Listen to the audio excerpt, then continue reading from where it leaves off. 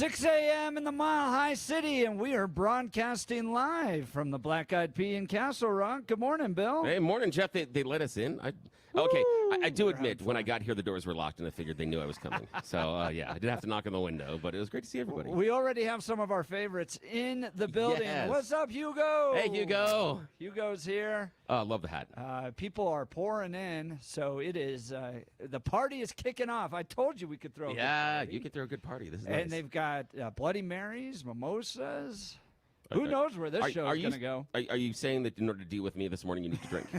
Is this where this is going? I'm not arguing with you. I'm just saying that you're probably right. Special Bloody Mary broadcast of the Jeff and Bill Show. Yes, if you don't like me, it's 2 for 1. Yes. Well, I want to welcome everybody. It's a very special live broadcast down at the Black-Eyed Pea in Castle Rock. If you're making your way down here, you're absolutely welcome. You're driving by, pull on in, just turn right off I-25 here in Castle Rock Parkway and come on in. We're right by the outlet stores and do some shopping afterwards. And you can get some wonderful food. My boys are already looking at the menu. They're going to get some biscuits and gravy. They're going to order one of everything. That's right. They're growing, young growing boys. Well, this is the Jeff and Bill Show. I'm Jeff Hunt along with Bill Thorpe. Hey, we bring you the freshest insights, hottest takes from the right, left, and center. It's going to be a great day in the Mile High City, and we're gearing up for a whole morning of engaging discussions, critical analysis, and most importantly, your calls and texts, because this is where Denver's voice is heard loud and clear. So grab your coffee, Denver, and let's dive into the issues that matter most to you right here, right now. Just after the news, we're going to host Lisa Frizell. She's the representative from this area, from Castle Rock, Colorado, and she's going to give us insight onto all the craziness happening down at the Colorado State Capitol. And what is Timothy Epps and... Oh, jeez. We should just call him that. Yeah. Timmy Hernandez and Elizabeth Epps. It's like Brangelina. Yeah, it is Brangelina. The socialist. This isn't nice. Okay, but I'm not always nice. Every time I think of Tim Hernandez, I'm sorry, but the South Park reference, I keep thinking of Timmy. Because he caused problems. I'm sorry. So proud of the communism that our state's embracing. Yeah. We'll get to Lisa Frizell in just a second. Let's check in on the news with Blake Olson. Good morning, Blake. Hey, good morning. Give me some bacon. I can smell it. I can just smell the food down there and the excitement. Hope you guys have a lot of fun. I noticed you're not here. I know. You didn't come.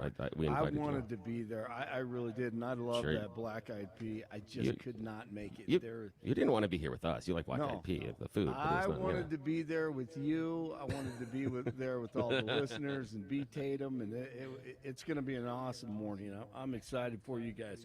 I lived through you.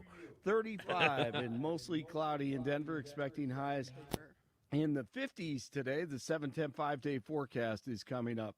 Our top story, Israel has launched a retaliatory strike on Iran. U.S. officials confirm missiles have struck a number of locations inside Iran, with no word yet on whether there were any casualties. It doesn't appear that there were. Several explosions were reported near an air base in the Iranian city of Isfahan, home of a number of sites linked to Iran's nuclear program. The political distraction trial in New York involving former President Trump resumes this morning. They have their 12 jurors. Here's the juror who was dismissed. She was on MSNBC, NMS, whatever. French, definitely like more yellows. Like yellow. I think she's a Dalek. It's like Doctor Who. Doesn't sound good. Here we go. No, okay, I think she's I'll a go Dalek. without the sound. Yeah, I think so too. That's what the attorney said. She doesn't sound good. She's out of here. Yeah, Dismissed. exactly. Doesn't sound good, so we won't hear her, and I'll try to reboot for the next newscast. President Biden at Wawa in Philadelphia. It's a burger joint, I guess.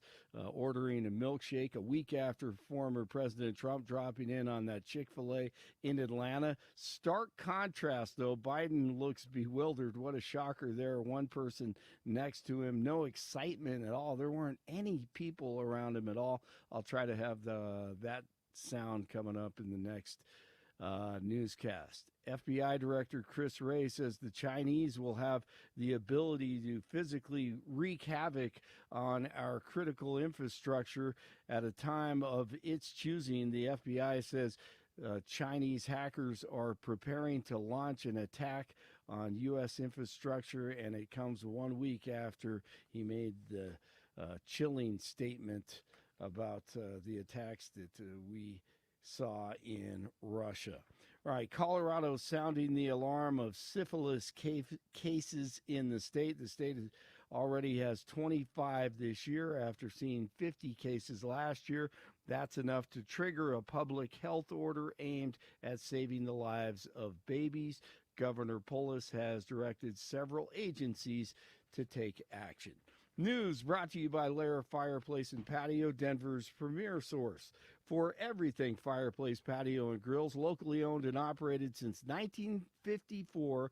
Online at lairfireplacepatio.com. 30 in Castle Rock, 32 in Lafayette, 35 in Denver. Avalanche close out the regular season with a win, 5-1 over the Oilers. Colorado at Winnipeg Sunday for the first round of the NHL playoffs. Rockies look to break a 5-game losing streak tonight.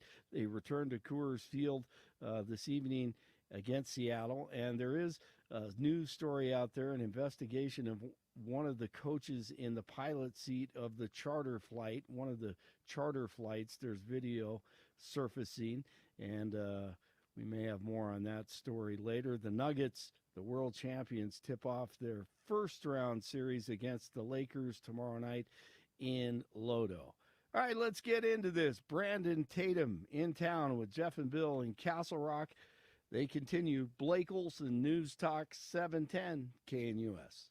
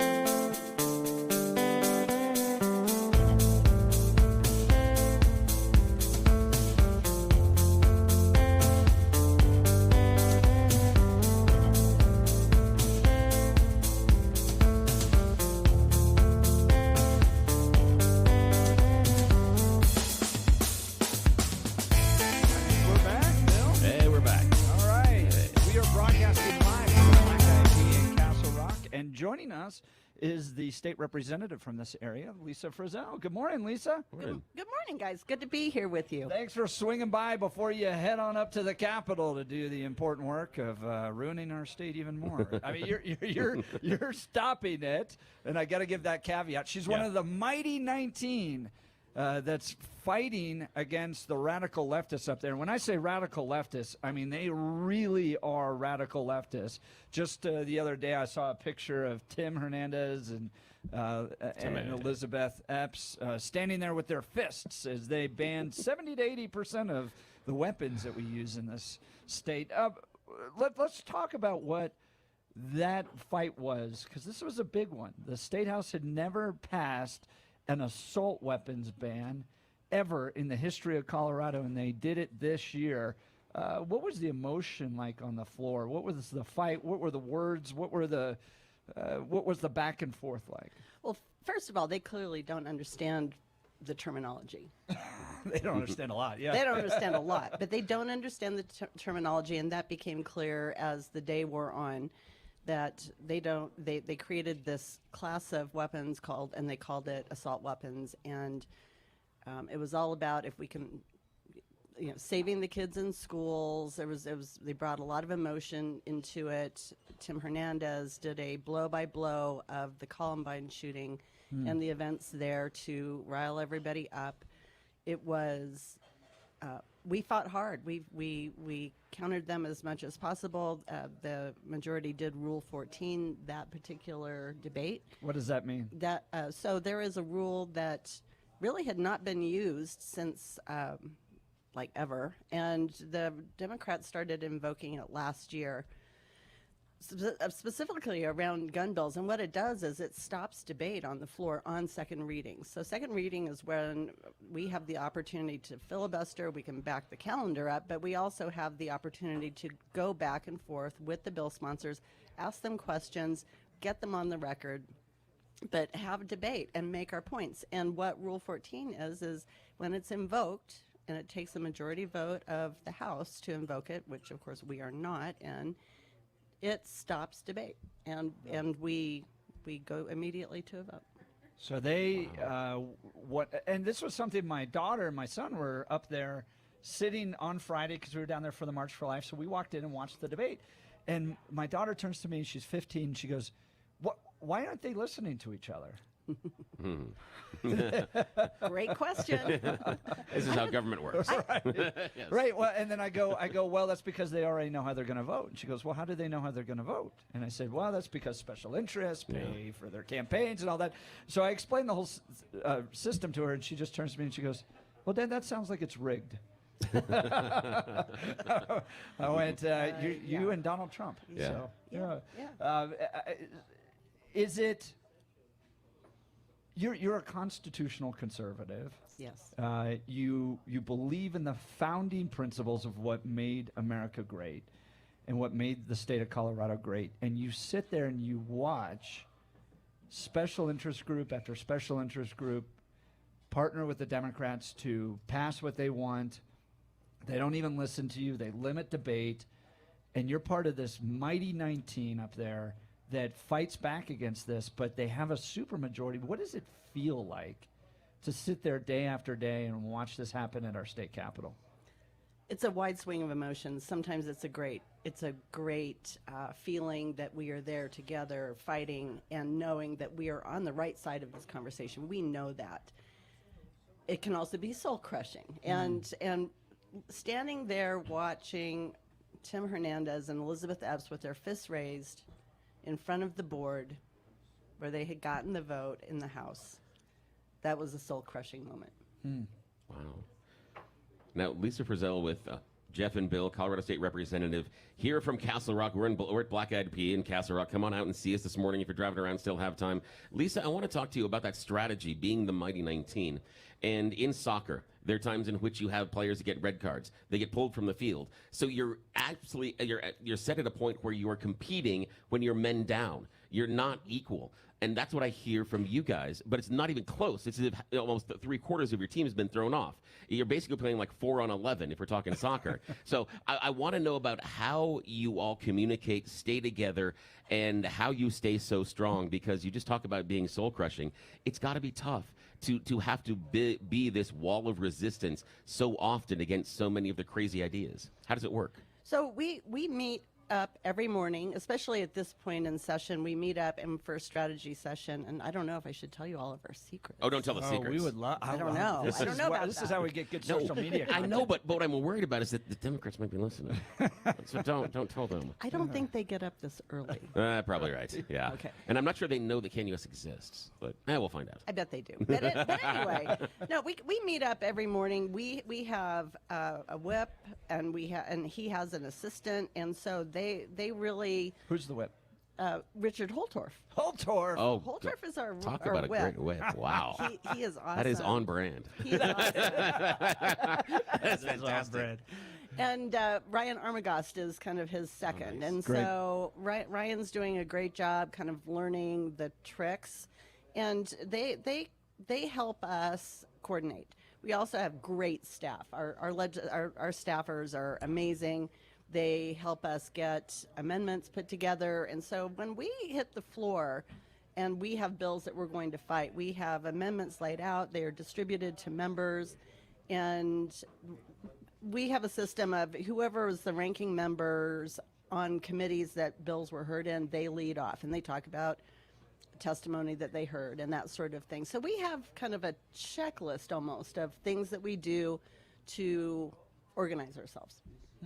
Nice. Now, in that battle, and the soul-crushing ones, what are the two that have been the most difficult, where it feels like you guys know that you're fighting the right fight, you're fighting the good fight, but the crazy has taken over the House. What have been the two that have been the most difficult for you guys to fight back against? Oh gosh, it's definitely the gun bills are hard. The so-called reproductive rights bills are always really hard. We have not seen. I mean, I don't know what they could do to make At this point. at this point Right. to. Yeah. So we really haven't seen much of those. Last year was rough with those. Yeah. We fought long and hard, and that's when the Democrats really started invoking that Rule 14 on second readings and Rule 16, which does the same thing on third readings, because they don't want to listen to us. They don't want for us to get our message out. And the other piece of it is we waste their time, and that's actually a good thing for the people of Colorado, because when we are wasting Democrats' time, when we are pushing the calendar back, that is less time for them to pass their bad bills. So we're talking with Lisa Frizell, Colorado State Rep from Castle Rock, this area where we are live broadcasting at the Black-Eyed Pea right off I-25, and is it Castle Rock Parkway, I think, is right around here. But swing by, doing a live broadcast. Jeff Crank's going to join us in the 7 o'clock hour, and then Brandon Tatum will be here from 7:30 on. Lisa, there's this old saying that power corrupts and absolute power corrupts absolutely. Are you seeing areas of corruption start to creep into the Capitol down there? I don't think it's creeping in now. Present tense, it's crept. And Is it? it's, Really? It's already there. It's been there. You know, I will tell anybody who listens, gentlemen, that our state is currently run by the environmental lobby, excuse me, and unions. That's who's running our state. And interestingly, on the floor just a couple of days ago, Representative Stephanie Vigil, who is from Colorado Springs, was running the bill that removes parking requirements. This is a land use bill, one of the many that they are cramming through this session. And it basically says that in most areas of the state, you can no longer, municipalities and counties can no longer put parking requirements in as part of land use development. And so the idea is that nobody's going to be driving cars in Castle Rock, right?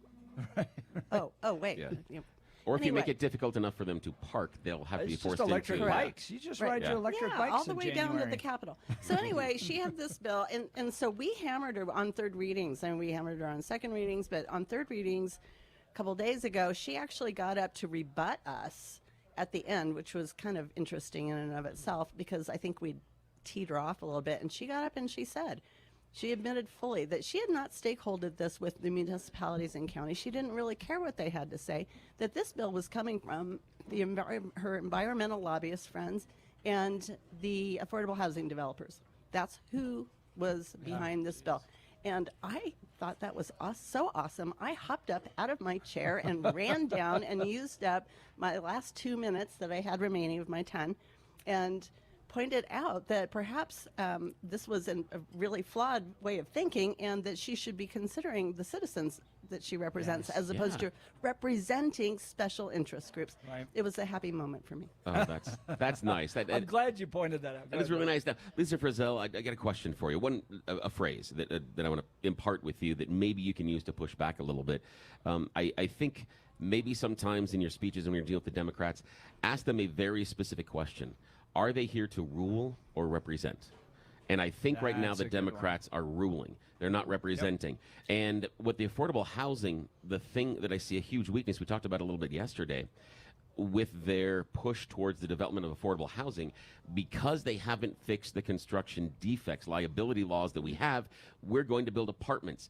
That is not going to get anybody into a home. You build condos, it can become a starter home. You can get equity, and you can leapfrog into the single-family home after that. That is a problem that your constituents, her constituents, everybody has in Denver right now, finding that first home, that affordable housing. And until we fix construction, the defects bill, there's nothing you're going to be able to do about it. They're just going to build apartments, and we're going to continue this cycle of having the housing issues. It's not going to fix anything. They're going to say we're building affordable housing, but they're not really doing anything to help the constituents get into that house. 100%. You are spot on. Spot on. Bill, So let's frustrating. get you- when are you going to announce your run here? No. I think this good tag team of Lisa I am and smart. Bill No, I'm would smart be enough. No, wonderful. I know I should not be putting anything more significant than a middle school talent show. There's no way. I can't do that. No. Lisa, I talked to Hugh McKean one time about this with the pro-life bills and the abortion bills, and they were trying to negotiate amendments. And I asked Hugh, who do you call when you got to negotiate amendments? He's like, I call Planned Parenthood or ACLU. I don't call my Democrat friends on the other side to negotiate amendments because they didn't even write the bill to begin with.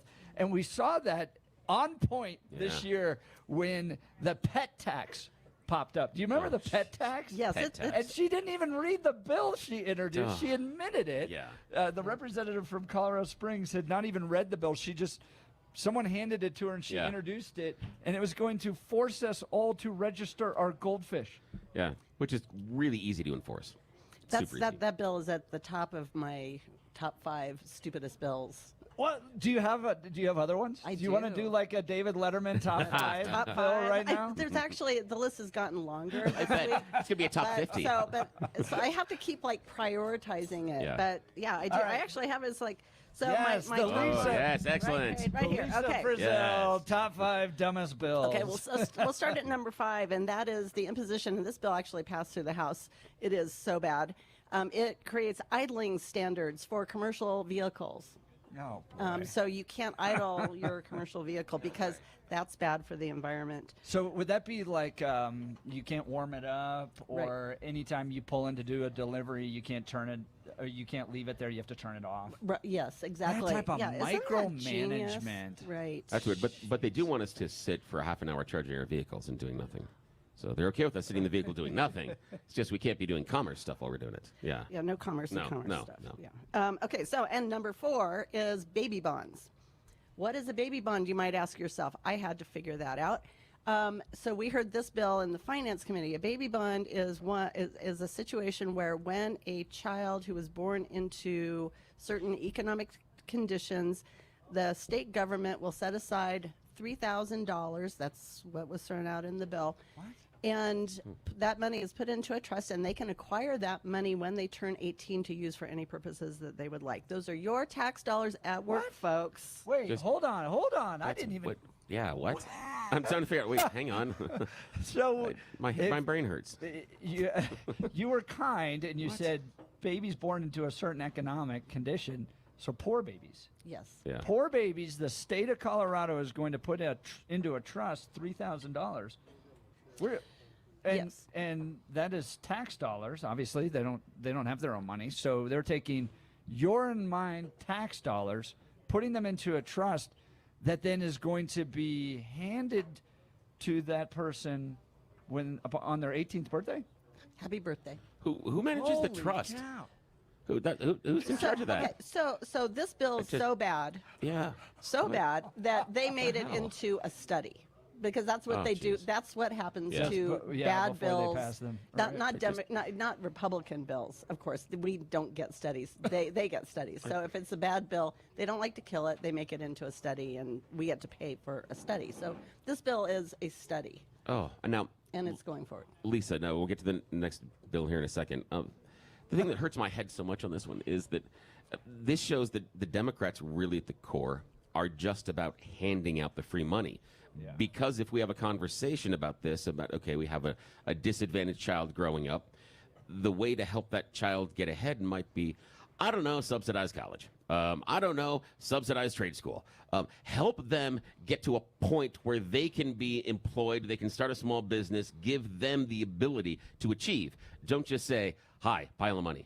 I want to scream. What are you doing? Just hand them the money. You know, yes. So it's 18-year-olds. It's $3,000 when they're born, but then I'm guessing there's interest that's going to grow on it. And we all know So- that in history that they have shown that 18-year-olds make wonderful financial decisions. Right. Yes. I know. They There's never spend all it on over the tattoos country, and they're going to be that's bars. oh my and I guess God, they yeah. can't go to bars quite yet, but I just want to be the They go to person Mexico to who's go to in bar. charge of managing the trust. because Yeah. I think that's bank. Right? That is. It's, Right. Yeah. Wow. Jeez. oh Wow. my. Yeah. There's Ouch. there's Okay. no, of course, Denver Post. I get it. Yeah. You I ready get for to number compose 3? myself. Yes. Yeah. Okay. Okay, Number deep breath. 3. There was a bill passed. This is also in pursuit of affordable housing, is to do away with multiple stairways in buildings because they take up square footage that should be used for living geez. area. So if the building is like up to 5 stories, Yeah. would only require 1 exit. Wow, and that's going to Imagine work how great the when it's on fire. firefighters felt Right. about that. Yeah, I'm like, oh, that's going to work great with the Say, fires and didn't that happen on emergencies. 9/11 What and could go wrong? Yeah, Couldn't nothing only could get out possibly. of certain buildings, or Especially Wow. when you consider that they've also removed occupancy limits Yeah. in housing now. So that was kind of another bill that went through, and I brought that up. But anyway, so yeah, that Oh my lord. that bill actually went bye-bye. They quote unquote laid it over. right? So that was not a thing. That's actually speaks to the power of the firefighters and fire chiefs in the state of Colorado. Oh, good. So that was good. Number 2, this is one of my very favorites. Yeah. Counterfeit lighters. It bans the sale of counterfeit lighters. This was an issue. I meant So it's a I feel huge like a problem, lighter everybody. either works or doesn't. How if it doesn't? Yeah. yeah. There's counterfeit. So this is funny because you've spoken about how bills kind of are brought by somebody. Yeah. This was brought by Bic and Zippo.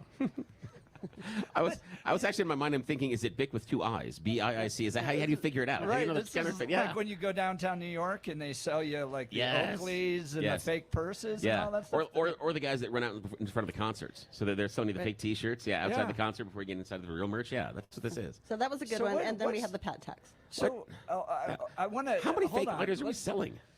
So- is this some sort of industry? I know I'm unfamiliar with? exactly. And who's producing them? And, And do who they buys not them? follow standards? Is Do, that, was do that I need to be go hanging out in like middle school parking lots selling like fake lighters? Is that like a new gig I can do? Because I got the time. I mean, I can carve that out in the middle of the day. If I can make the money, who's fake lighters? What the hell? Bill's gonna have that trench coat. Oh when he heck yeah! opens it Look at up. this. All the Would you like lighters. to buy a Bic or a Would you Zippo?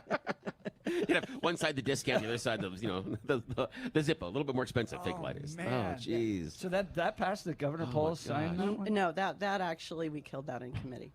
Man. Did Democrats? So they That bill was so bad that the Democrats actually killed that. Do you remember who introduced it? Yes, it was Nikita Ricks.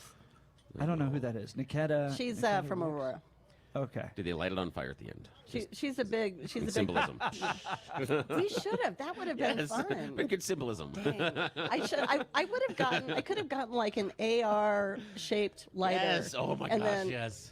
They've done that. That would have been fantastic. I like that create idea. Oh. I could still do that. This is just why I for should not fun. be out in public often. And then the pet tax. And For then pet those that tax. didn't remember it, this was a bill that was introduced. This pissed me off. So we actually got the Ridiculous. state rep to want to come on our show because I think it was KBB, Christy Yeah. Burton Brown, that first realized what this bill was, and that you'd have to register your goldfish, Yeah. and then pay an annual tax on your goldfish because it was any animal that lived longer than 6 months, which technically a good goldfish, Yeah. you take care of it, could live that long, and. She was going to come on, and her response from her office to us, Bill, was, "Oh yeah, happy to come on Yeah. and talk about it." And then the news built around this, and then we never heard from her again, Yeah. which was the, "Oh my gosh, I didn't realize what I Yeah. introduced, and how I was going to have to defend that." And even she didn't want to defend it at a certain point, so Just- she oh, it's kind of ran ridiculous. away I have 8 snakes. I can't pay. I'm not paying pet tax. On each one? No way. on each one. That's Yeah, right. there's no way. And then you're going to commit tax fraud. by Yeah. not- Oh heck yeah. by That's not second. registering your goldfish. Yeah, just and like I did with snakes. my bike when I was a teenager. Same thing. I got a license once, never renewed it. I'm sorry. I'm outing myself right now. So this week we saw another bill that got kind of tabled because it was so badly received, and the governor is very intent on kind of taking over everything in the state, and so this particular bill, he has decided that he doesn't like the way that the RTD is governed, because RTD is governed by elected officials, right? Right. So he wants to do away with that and have a board that he appoints.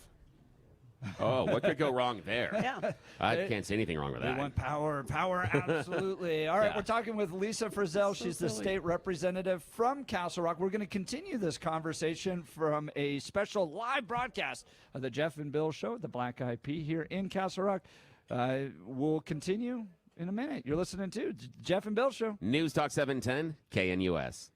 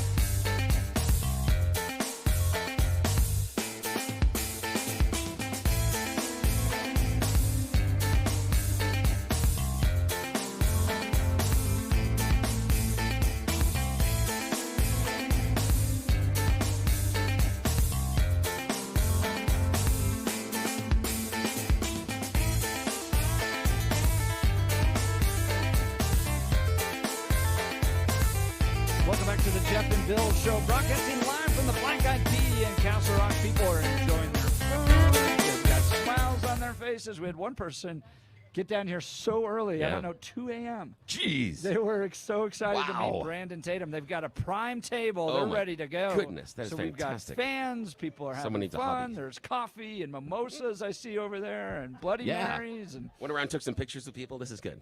oh, we're having a lot Yeah. of fun. Joining us here is Lisa Frizell. She's a state representative representing Castle Rock. She's got to run here in just a second. Tell us about what you're working on. What are the bills? What are you introducing? We heard what the Democrats are doing, how they're ruining the state. You guys are trying to save the state.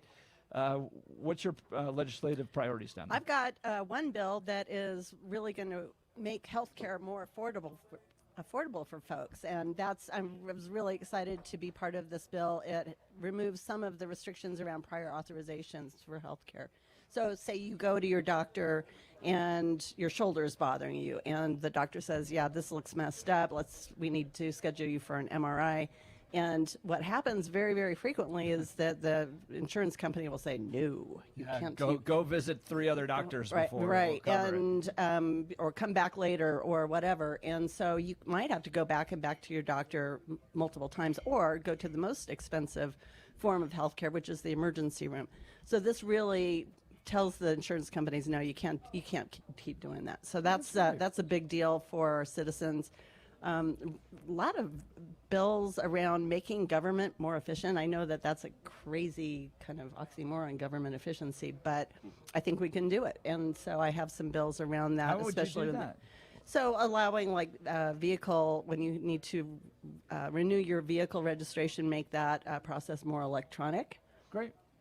So that the clerks don't have to send out all those postcards. It saves people money, saves government money, which is people's money. Yeah. And you're able to deal with that online. And so that's a bill that we're working hard on right now. Shockingly, the Department of Revenue, who oversees this process, is pushing back hard on us. So They would like it to be more complicated. Please yeah, make our so- life more challenging. They're not focused on customer service. And- You have to deal with them regardless. Doesn't matter. And I'm working really hard, but this has been a big focus of mine since I was elected, is property taxes. Trying to provide a better process, a better policy for the people of Colorado. So been working on that all session. I was part of the Property Tax Commission, and we're working on some bills right now. So looking forward to those conversations later today.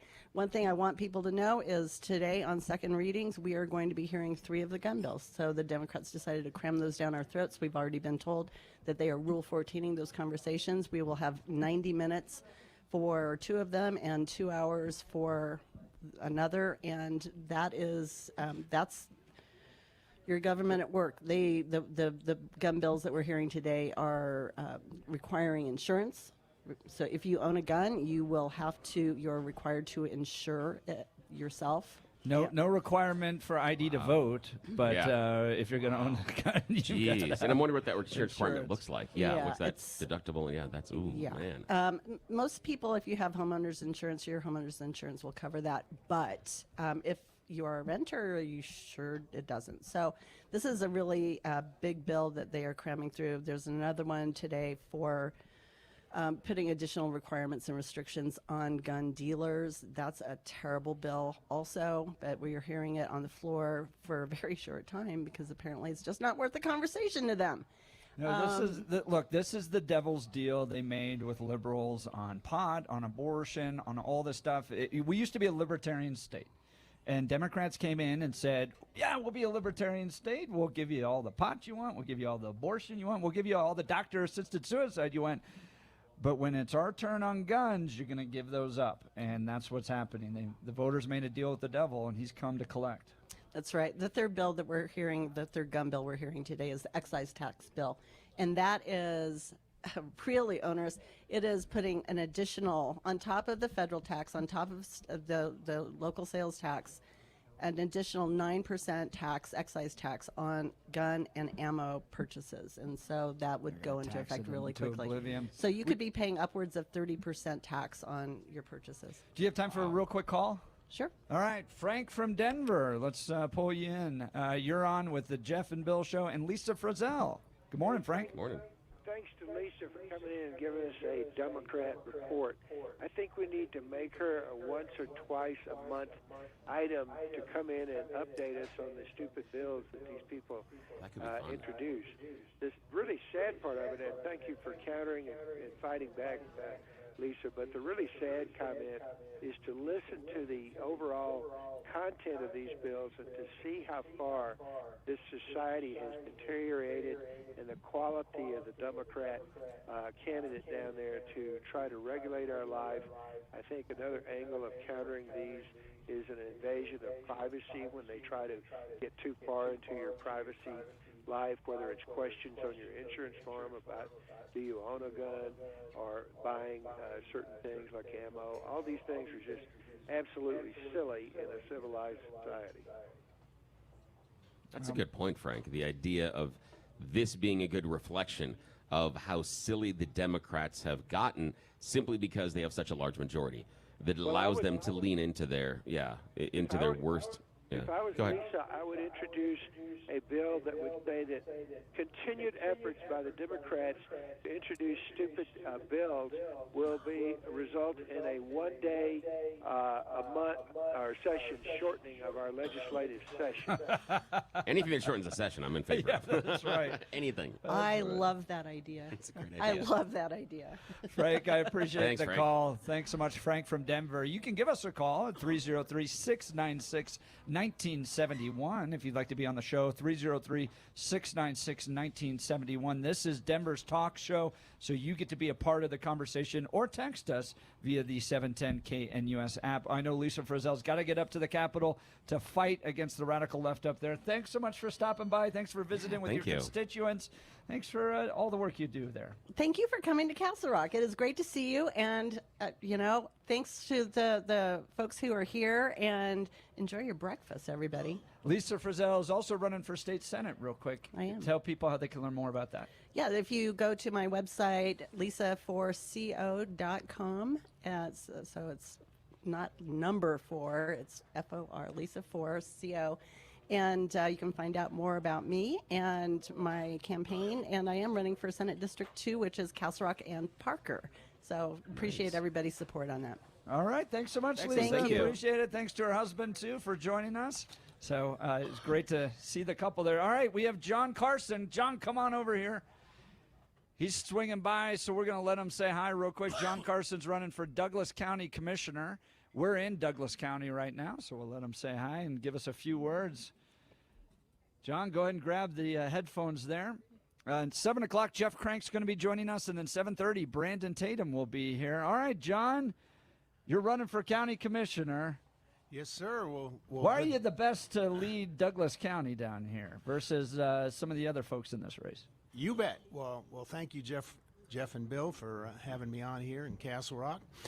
I am running principally because of these ridiculous property tax increases, and I think that's the most important issue in this race. You know, the property taxes in this county and throughout the state are going up between 32% and 54% for people, and it's really making housing difficult, and the affordability is going down. You add in also increases in the insurance rates, home ownership insurance, and homeowners insurance, and you're looking at a huge gap in the ability of folks to get new housing. What Billy was talking about there with the condominium issue is a big issue too.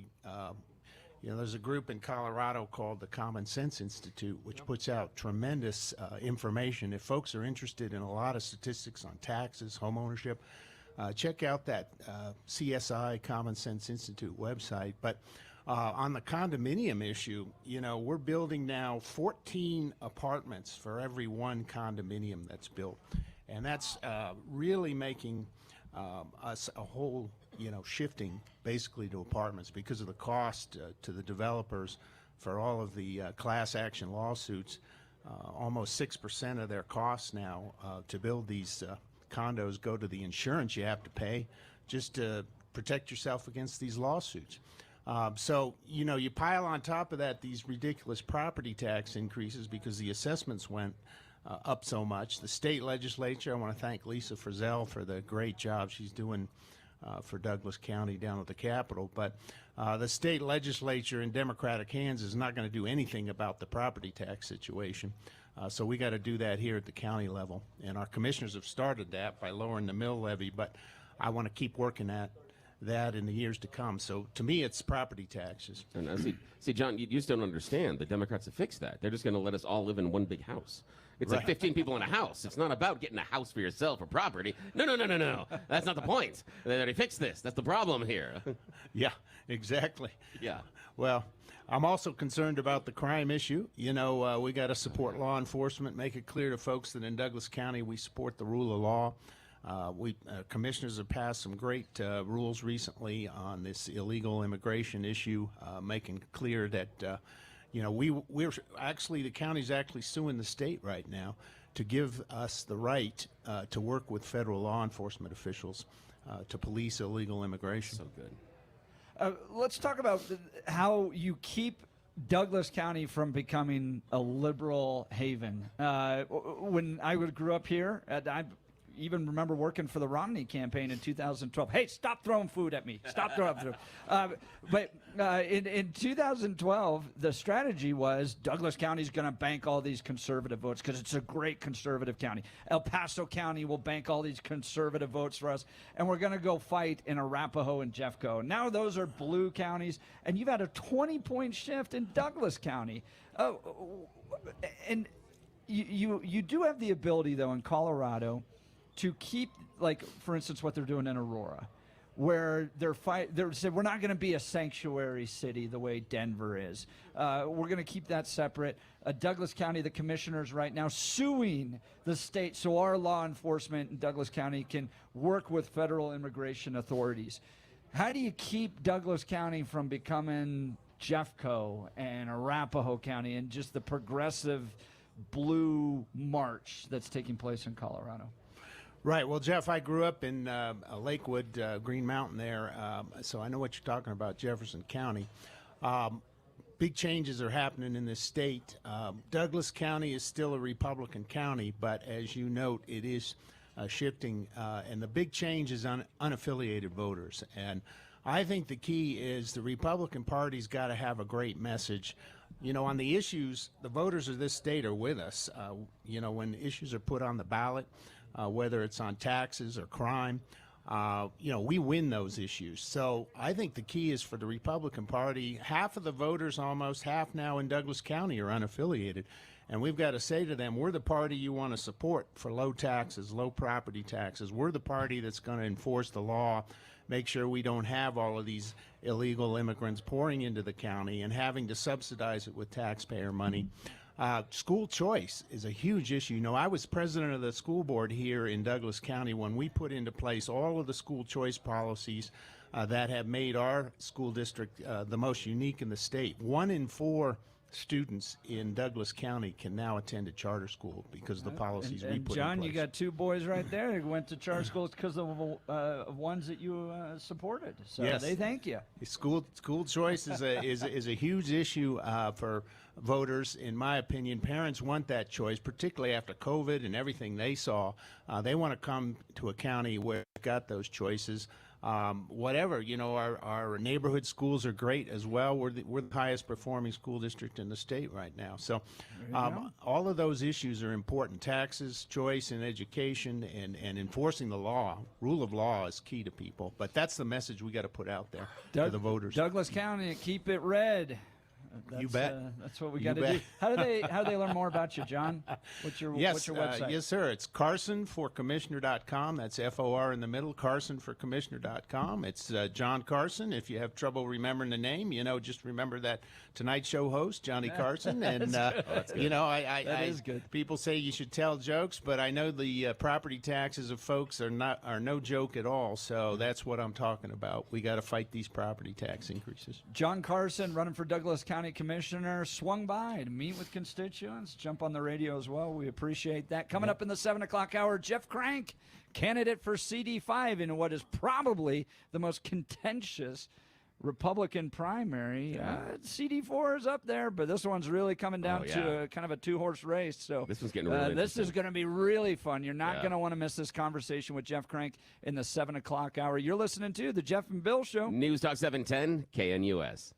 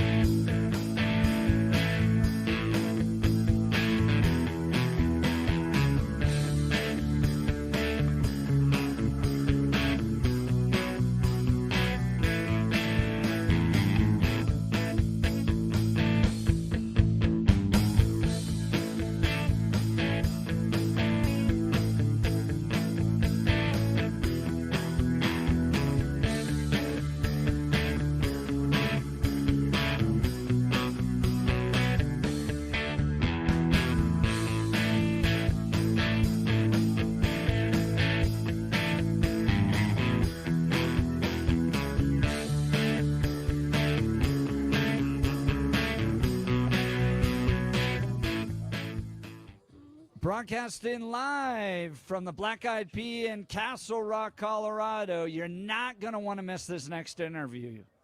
This is like interviewing one of the main fighters, man. Yeah. This primary in Congressional District 5, Jeff Crank versus Dave Williams. Jeff Crank is in the restaurant. I was going to say in studio. He's in the restaurant with us. This is going to be cool. This will be fun. We're going to ask him why he's better to represent Congressional District 5 than Dave Williams. And we're going to hear directly from him. They've got a debate. They did a forum yesterday. We'll talk about that. They've got a debate next week. I think Salem is even sponsoring that debate next week down in Congressional District 5. So this is kind of like getting one of those, warm-ups. Up. Yeah. How you going to fight? Why are you better? How's the other guy going to end up on his back? Yeah, You're an old talk about the wrestling issues. guy, right? Yep, exactly. But yeah, it's going to be interesting. I'm really curious about where Jeff sees some space, the idea of how difficult it is when, I don't know, maybe the guy you're running with is wearing two hats. That can be a little bit complicated at times. So, yeah, we've got some issues as far as, what's that look like and the fights. And Jeff and I go way back to when he first ran for Congress. I was a young guy in politics looking to work in campaigns. Jim Banks was running. The guy who's going to be the U.S. Senator from Indiana. Jeez. Who just introduced a bill yesterday to defund NPR. Can we defund NPR? Should we? Yeah, a lot of nodding of heads here. All right, we'll continue this very special broadcast of the Jeff and Bill Show from the Black-Eyed Pea in Castle Rock. News Talk 710, KNUS.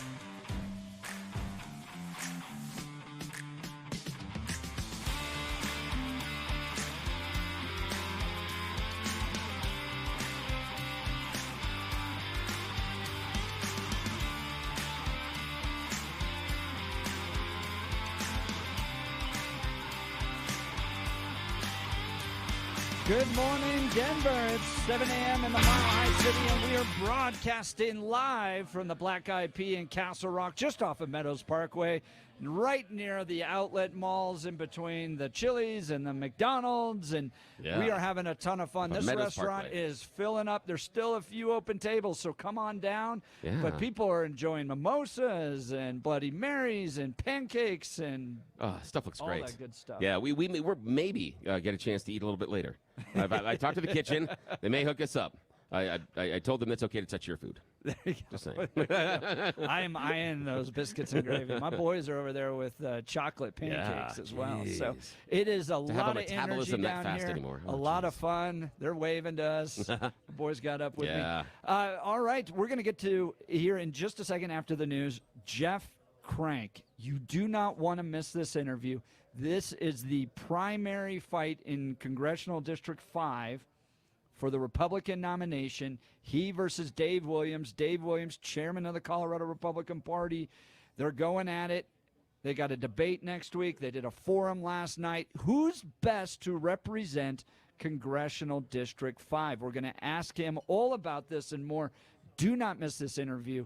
This is going to be a hot one, and it'll be all over social media. Let's check in on the news with Blake Olson. Good morning, Blake. Morning, Jeff and Bill. I love chocolate pancakes. I love them. Oh, man, I wish I were there. 35 and mostly cloudy in Denver, expecting highs in the 50s today. The 7-10 5-day forecast is coming up. Our top story, Israel has launched a retaliatory strike on Iran. U.S. officials confirm missiles have struck a number of locations inside Iran, with no word yet on whether there were any casualties. It doesn't look like there were. Several explosions were reported near an airbase in the Iranian city of Isfahan, home of a number of sites linked to Iran's nuclear program. Oil prices surged overnight because of this before easing a bit. The political distraction trial in New York involving former President Trump resumes this morning. They have their 12 jurors now, looking for 6 alternates. And here's the juror who was dismissed on MSNBC. You know, he looked less orange, definitely, like more yellows, like yellow. Nothing else than that. He doesn't look angry, or I think he looks bored, like he wants this to finish and go do his stuff. Yeah, save America. President Biden at Wawa in Philadelphia ordering a milkshake, I think that's how you pronounce it, a week after former President Trump dropping in on a Chick-fil-A in Atlanta. A stark contrast. Biden looks bewildered. And this is a tip for you. I know it's all been paid. Thank you so much. We have milkshakes, we have refreshers. How We about, also how about a milkshake? Black and white. a black and white milkshake. We could perfectly make that for you, sir. So if you actually There was one person next to him, no excitement at all in the mall for the president. I think I counted 2 people around him. I thought he received more votes than Obama, right? By the way, First Lady Jill Biden is coming to Denver tonight. She'll be talking about women's health. I'm going to go order a milkshake. He got his milkshake. And that is good for him. That's great. It's like, Too bad he won oh that man, Black-Eyed Pea it's this like, morning. look, we've all had family members like that at that age, Yeah. and they're so sweet, and you Yeah. bring them to your kids' plays. You don't put them in charge of the country. This is, No. Yeah, I just don't want him to be the commander-in-chief. That's all. Colorado's sounding the alarm on syphilis cases. The state is already at 25 this year after seeing 50 cases last year. That's enough to trigger a public health order aimed at saving the lives of babies. Governor Polis has directed several agencies to take action. This disease is easily treated, but it can be very harmful and deadly for babies. And that's what we're sadly seeing across our state. All right, the owners of the Return to Nature Funeral Home are pleading not guilty to charges of wire fraud and conspiracy. The judge has ordered John Halford to remain in custody throughout the trial. Carrie Halford ordered to a halfway house. It is 32 in Littleton, 31 in Arvada, 35 in Denver. Avs close out the regular season with the win, 5-1 over the Oilers. They take on Winnipeg in the first round of the NHL playoffs on Sunday. The Rockies back in town looking to break a 5-game losing streak tonight.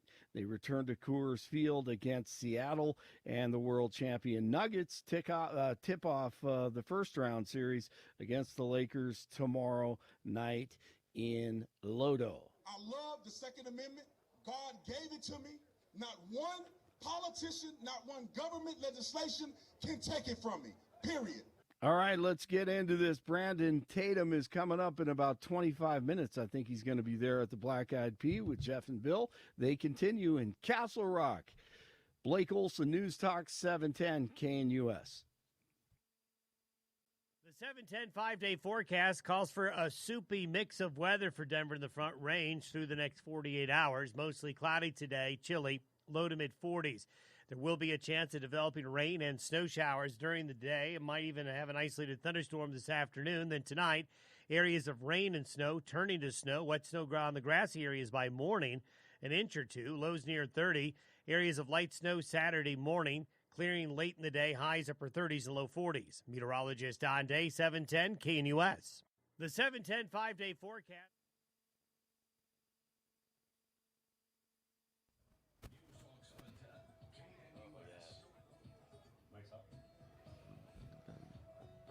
Welcome back to the Jeff and Bill Show. You are listening to a live broadcast from the Black-Eyed Pea here in Castle Rock. Feel free to swing by. We've had political leaders coming by, candidates coming by, and in just about 25, 30 minutes, Brandon Tatum. Yeah. By the way, 2.5 million subscribers on YouTube. Wow. Yeah. I think I've won. That's right. Thanks, Mom. Yeah. He'll be joining us here in just a little bit. So swing on by. We're just off of Meadows Parkway. Enjoy some delicious food from the Black-Eyed Pea. Chocolate pancakes my kids are enjoying, biscuits and gravy. The mimosas are flowing. We are having a lot of fun on this Friday morning. Yes, we are. And shout out to the texter that wanted to correct Blake Olson's news and said, no, Blake, that is Dr. Jill Biden. Joining us live here is Jeff Crank. Jeff Crank running for Congressional District 5, which represents the Colorado Springs area. In a competitive primary, his opponent, Dave Williams, very vocal, going back and forth with each other. They had a candidate forum last night. They got a debate next week. Jeff, thanks so much for getting out here and being with the people today. I appreciate it. Well, Jeff and Bill, thank you for having me. I'm excited. And you're no stranger to radio, right? I've done a little radio. Yeah, I had a show for 14 years down in Colorado Springs. Yeah. Fantastic. Well, all right, I'll start off with this question. Same question I asked Dave when he was on our show. Why are you best to represent the people of Congressional District 5? Well, I think there's a number of reasons. First and foremost, I'm a conservative, and I'm a proven conservative. I've spent 14 years on the radio. Met a guy last night who said, I don't believe anything anybody says because I've been listening to you for 14 years, and I know exactly who you are. I'm the guy who sometimes stood alone opposing tax increases in Colorado Springs. My opponent and others were nowhere to be found when those fights were going on. I stood up to unaligned Republicans sometimes in Congress, in other places. We've defended Tabor. I've defended Tabor for 14 years on the radio, 20 years. And, I have a proven conservative record. But at the same time, I'm a person who has the experience to go to Washington, D.C. I have experience working with the military in our 5 installations in El Paso County, working to keep Fort Carson open through 2 rounds of base closure back in the 90s. And then, working on issues like Space Command and things that are truly, truly important to our community. So Colorado Springs is kind of unique. Very conservative community, but also one that's heavily dependent upon us continuing to have a good economy and growing economy around the defense business. Yeah, let's talk about that. Israel responding to Iran. There's so much on the international stage right now. And in Congress, you will have a voice. You'll be voting on, appropriations for Ukraine, for Israel, for Taiwan. Are you hawkish when it comes to military affairs? Are you more isolationist when it comes to military affairs? What's your position? Well, on all first and foremost, I will separate out Israel, because Israel I will always be hawkish for. We have an obligation. What happened in Israel on October 7th was the same thing that happened to America on September 11th. That was their September 11th. They stood by us. They were our greatest ally through September 11th when we got hit, and we need to be there for Israel. Not to mention the fact that they are the only democracy in that region. They are a strategic ally. So for Israel, to me, we need to continue to provide whatever we need to defeat the enemy there. And their enemy is our enemy. And if we haven't learned that over the last 50 or 60 years, that is certainly the case. Now, on other issues, on issues like Ukraine, look, I'm not first of all, we should never send Americans to Ukraine. We should never shed blood, American blood, in Ukraine. I'd like to find a solution to where we get out of Ukraine. I am not a fan of Vladimir Putin. There's a lot of people in the Republican Party who try and make excuses for him. He's a bad guy. He was a KGB agent. He is trying to reconstitute the old USSR, and we should not allow that to happen. But at the same time, we can't continually just spend money. So I'm going to oppose funding for Ukraine until we get another audit of the money that's going over there, because it can. And I need to see a plan. I need to know that in the next year or two or whatever, what is the plan for victory? We can't be like Afghanistan, where 17 years later we're still pouring money in it, and we have to have this anemic withdrawal that the Biden administration did. What do you think of Speaker Mike Johnson? How are you going to navigate these internal Republican issues taking place in Congress? Well, Speaker Mike Johnson has endorsed me. Speaker he's very solid on the life issue. He's very pro-life. He's a good conservative. Being Speaker of the House is a difficult job when you have a 40-seat majority, and it's a near impossible job when you have a 2-seat majority, right? Or a 1-seat majority. It's a difficult job. But look, I look at it this way. He's the person that we chose.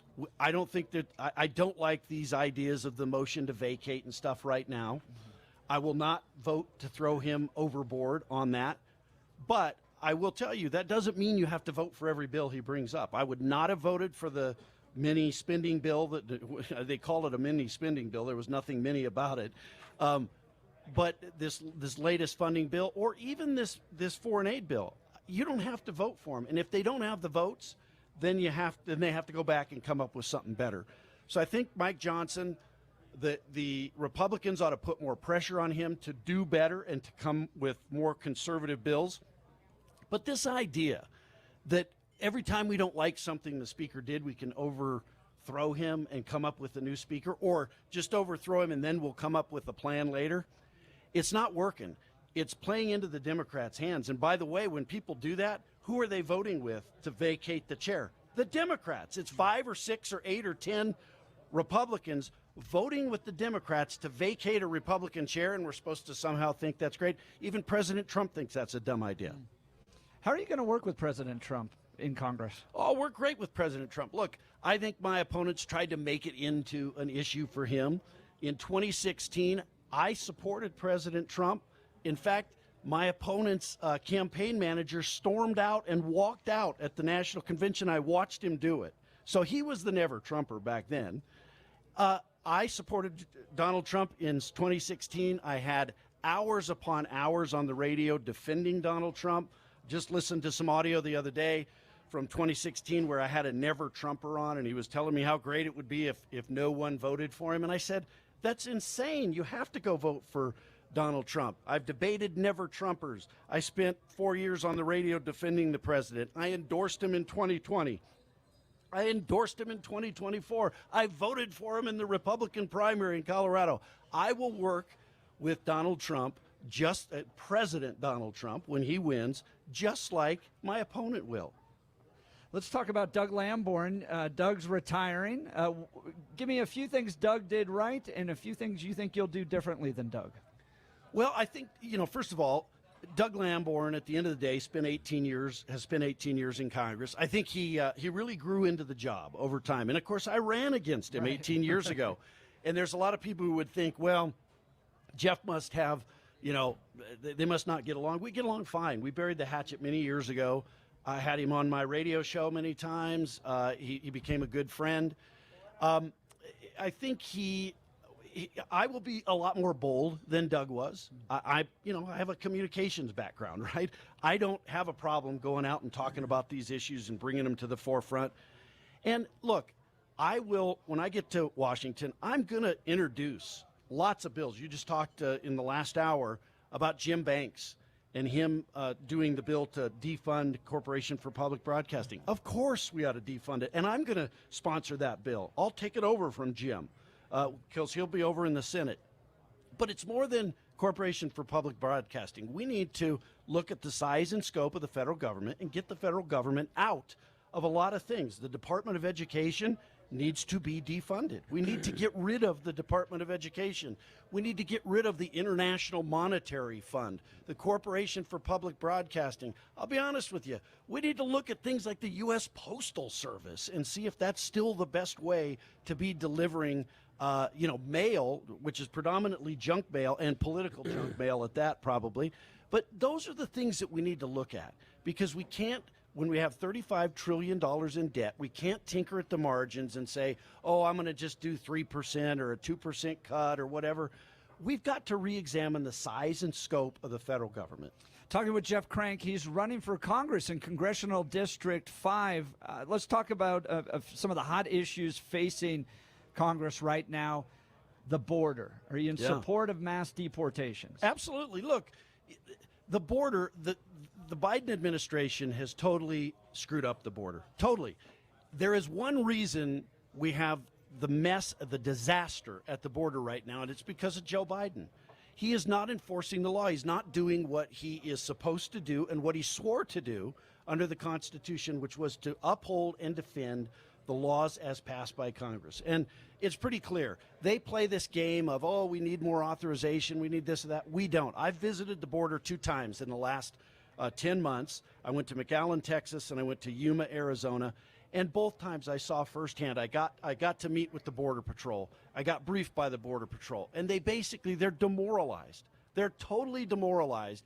They want to do their job, and all they are now is babysitters, because the policy of this Biden administration is not even to apprehend people when they come over. They stand there and these illegals will run to them to be apprehended, because they know once they do, they'll process them and let them go in the United States. I mean, they're babysitters. And they say to me, look, here's what we need. We need a wall in some places. We need technology like drones and things like that. But we also need personnel, and we need a political commitment from the administration that they're going to do the right thing and they're going to enforce the law. There's no way Joe Biden's going to do it. Donald Trump will do it, and we know he will do it because he did it before. He will put emphasis on stopping the flow over the border. Let's talk abortion. Would you support a national abortion ban? Well, yes. I know the president with his proposal, which is just to return it to the states. Look, I'm pro-life, and I'm always going to vote to save unborn babies, period. That's just where I'm going to be. I owe it to voters to tell them that, so that they know that when they decide to vote for me or against me. That's where I am on the life issue. I believe that we should have an exception for rape and incest, even though, look, I believe that abortion is murder no matter what. I believe the life begins at the moment of conception. But 97% of all abortions in the United States are non-therapeutic. They're for convenience. That is wrong. That is immoral, and we have to stand up and stop that. What do you mean by convenience when you're talking about the abortion for convenience? How are you defining that? I define it as it doesn't have anything to do with rape, incest, or the life of the mother. So it's convenience. It's, well, I got pregnant and therefore I want to abort the child. Yeah, couldn't that woman come to the conclusion based on where she is in her life and career and other things that she wants to make that choice? And well, I suppose she could, but I'll tell you, here's why I am where I am on that issue. Look, I met a woman named Nicole. I don't know, this was several months ago, and she was talking to me, and she has 2 boys. Those boys are very developmentally disabled. In fact, they're nonverbal. But she said, to the point where she'll go to the park and her kids will be playing and they'll be out of control because that's their medical condition. And she said, people will come up to me and they'll say things like, hey, we spank our kids at home. And she talks about how much that hurts. She goes, these are my children. She's a mother who has dedicated her life to these kids. And here's what she told me. She looked at me and she said, please do me a favor. Promise me that you will never make it about what child is wanted. Because you know what? My child would never be wanted in life. Life isn't a choice about whether someone wants the child. There's unwanted children born every day. And you know what? There's gracious and good people who want them. That's called adoption sometimes, and other times it's called family members stepping in, and other times it's somebody who makes a decision that maybe the mother was going to have an abortion, but she ends up having the kid, and she spends the rest of her life thanking God that she made that decision. Yeah, I like the story, but the child was wanted because she kept the child, and she has the child. So the idea of the rest of society isn't telling her to not have the baby. She still got to make that choice, Yeah. and she was allowed to make that choice. Yeah. And other people can make different Yeah. choices, and the thing is, that story to me seems to reinforce the message of the mother making the choice. Well, I think you're wrong, Bill, and I think you're wrong Okay. because How? I think you're wrong because you're making the choice for her. We're deciding as society that person gets to live or die. That's it. If you believe that life begins, she made the choice. Bill, if life begins at the moment of conception, we don't have the moral right to take it. Does life begin at the moment of conception? Yeah, I believe it does. Okay. I've asked this question before. If God designed our bodies perfectly, why did he design the female body to shed fertilized embryos on a regular basis? Those are embryos.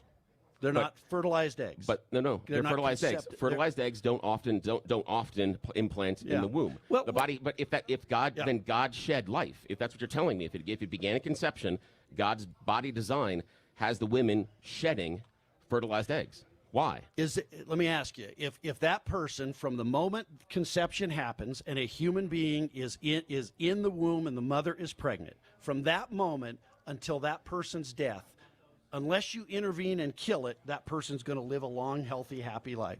Yeah, but the fertilized egg doesn't always implant in the womb. It doesn't always do Well, it. So, but if life being in conception, then God has designed our bodies to not have every child live. Yeah. So there's a choice involved. Inherently, God has made the choice. Yeah, and my choice is that God did make the choice. It says in the Bible that before I formed you in the womb, I knew you. That's my choice. Yeah. Yeah. So we'll just have to agree to disagree. Yeah, on we that can one. disagree. But again, I think the mother made the choice in the story that you were talking about, the choice. I want to go back to the post office here for a second. What's your idea of getting rid of the post office? I think the post office is outlined inside the Constitution. What would be your alternative for it? Well, I mean, why not look at? I'm not suggesting that we have to abolish. Oh yeah, just I go mean, out. I'm curious because you said that we find a weakness. What does it look like? Sure. I don't know. Maybe it's Amazon. Maybe it's other private companies coming in and private companies won't do it though. That's why they don't do it right now. Well, then it's not profitable because in places like Grand Lake and Fruita places, they don't have the same delivery because it's not profitable for them to raise many trucks. But Bill, these are the very reasons why we have a $35 trillion debt in the United States, because every time you have the reason why the U.S. Postal Service can't go away, there are other people who have a reason why the Department of Education can't go away, and we just kick the can down the road and we charge our children for it. Yeah, that's why I asked the question, is to see that if we want to make it go away, what does it look like? I don't know. Okay. I said we ought to examine all those things. Okay. And we ought to look at all those things. Okay, I'm not saying I'm going to go introduce a bill that eliminates the Postal Service, but we ought to be willing to examine those. Right now, there aren't people in Washington who are even talking about that. I think because the solution is difficult. I don't think there's a profit motive behind it. And Yeah, that's the thing. look, Is I don't think you can make a profit motive solve this problem based on getting the mail to small communities. Getting out of $35 trillion in debt is going to be difficult. Yeah, absolutely. Will. We're going to have to make difficult. We can agree on that choices. one. Got a question on a text message here. The person texted in is a Gulf War veteran, and I'm just going to read this one verbatim. Why should I worry about Jeff's work with AFP versus Dave Williams' connection to TikTok and his family's relationship with China outsourcing? So, text message. I just read it as is. Your response. Well, I don't think you should worry. I mean, I don't know. I guess you can. I guess if you want to worry about my connection to AFP, you could worry about the fact that we've defended Tabor in Colorado. been the main defender, I would think, of Tabor, along with the Independence Institute, Centennial Institute, and as many others, right? We've sued the governor of the state of Colorado for the gas tax and for the implementation of the gas tax. You know, those are the things that Americans for Prosperity has stood for, and I'll stand with them. You know, I think what people are upset about, or some people are upset about with regard to that, is Americans for Prosperity Action's endorsement of Nikki Haley in the primary. They had a right to do that. They aren't running for Congress. I'm running for Congress. I've endorsed Donald Trump. And again, I endorsed him in 2016, I endorsed him in 2020, and I endorsed him in 2024. As far as the China stuff with my opponent, look, I'll let other people discuss and judge that. You know, the interesting part of that is when you say you're America first, but it turns out the only job you ever made money off of was making money off of China by importing, having a Chinese import business and importing, you know, millions of tons of this stuff, of cheap plastic products, and selling it in the United States. It's hard to claim that you're America first. So. Talking with Jeff Crank, he's a candidate for Congressional District 5, which represents the Colorado Springs area. I asked this question to Dave. I'll ask the same one to you. If your opponent wins the primary, will you support them in the general? Of course. Well, of course. And you better ask that of my primary opponent. I know he said yes, but he's got a habit of not endorsing and supporting Republicans. In fact, he likes more to attack Republicans. I would argue he spent more time attacking other Republicans than he has actually endorsing and supporting and spending money helping get Republicans elected. I have a very long history of endorsing and supporting every single Republican after they win. You know why? Because you talk about being grassroots. It's grassroots to allow voters to express their opinion, and when they do, and a Republican is chosen in a primary, that's their decision. You don't have the right as the chairman of the party or the candidate or whatever to say, oh, I don't like the voters' decision. Their decision is their decision. That's the way it works. I support all Republican candidates. Jeff Crank, what's your website? How can people learn more about you? You bet. JeffCrankForCongress.com, JeffCrankForCongress.com. But you can go there and learn more about me, and you can also give money, Jeff, by the way, if you go there. Really helps the candidates. Yeah. We need that. Everybody does. Well, I really appreciate you coming up, being part of this historic day for the Jeff and Bill show. Jeff and I go way back, back to when I was just getting into politics. You were the chief of staff for Joel Heffley, right? I was, back there, Yep. and then ran back then, and has surrounded himself with good people, including Jim Banks, a mutual friend of ours. So, Jeff, thanks for being a part of this. Thanks for coming out and meeting with our people and being on the Jeff and Bill show. Jeff and Bill, it was great being with you. Thank you for inviting me, and really looking forward to visiting with some folks. Best of luck on your race. Yeah, all right. Best of luck. All right. Thank you, guys. Friends, we'll continue with the Jeff and Bill show from live from the Black-Eyed Pea in Castle Rock. Brandon Tatum is going to be up next, so be sure to stick around. It's going to be a lot of fun for the next few hours. You're listening to the Jeff and Bill show. News Talk 710, KNUS.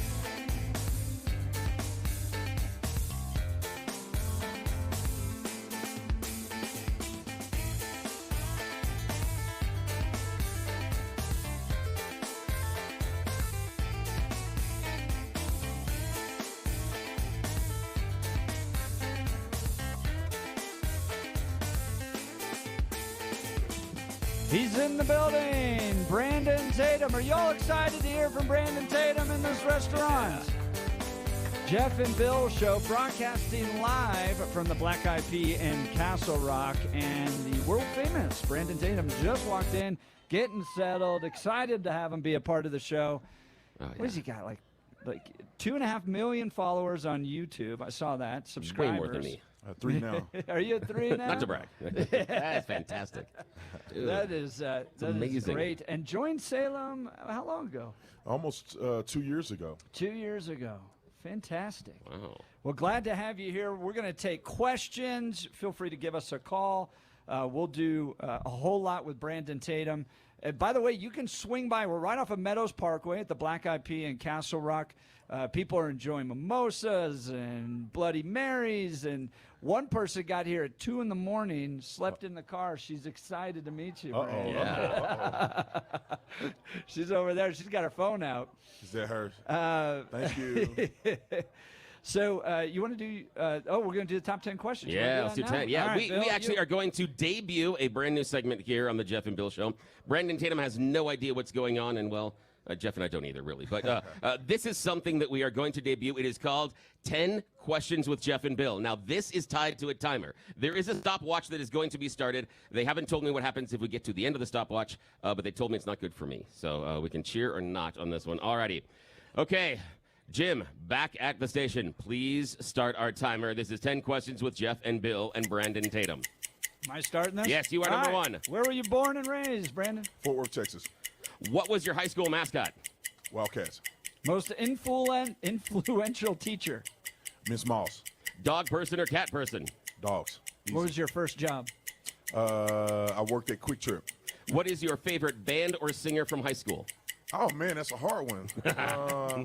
I'm not sure. I would say rapper was my favorite. It was Tupac.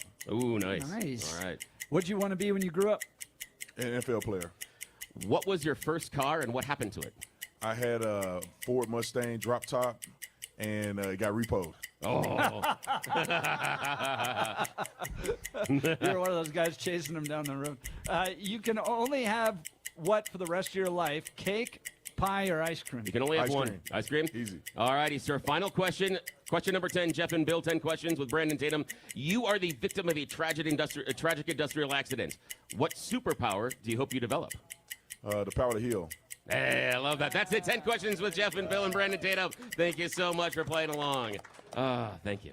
All right, Brandon, let's dive into your background a little bit. Share with people where you're from, how you got to where you are now. All right. I hope you guys have some time. I started out in Fort Worth, Texas.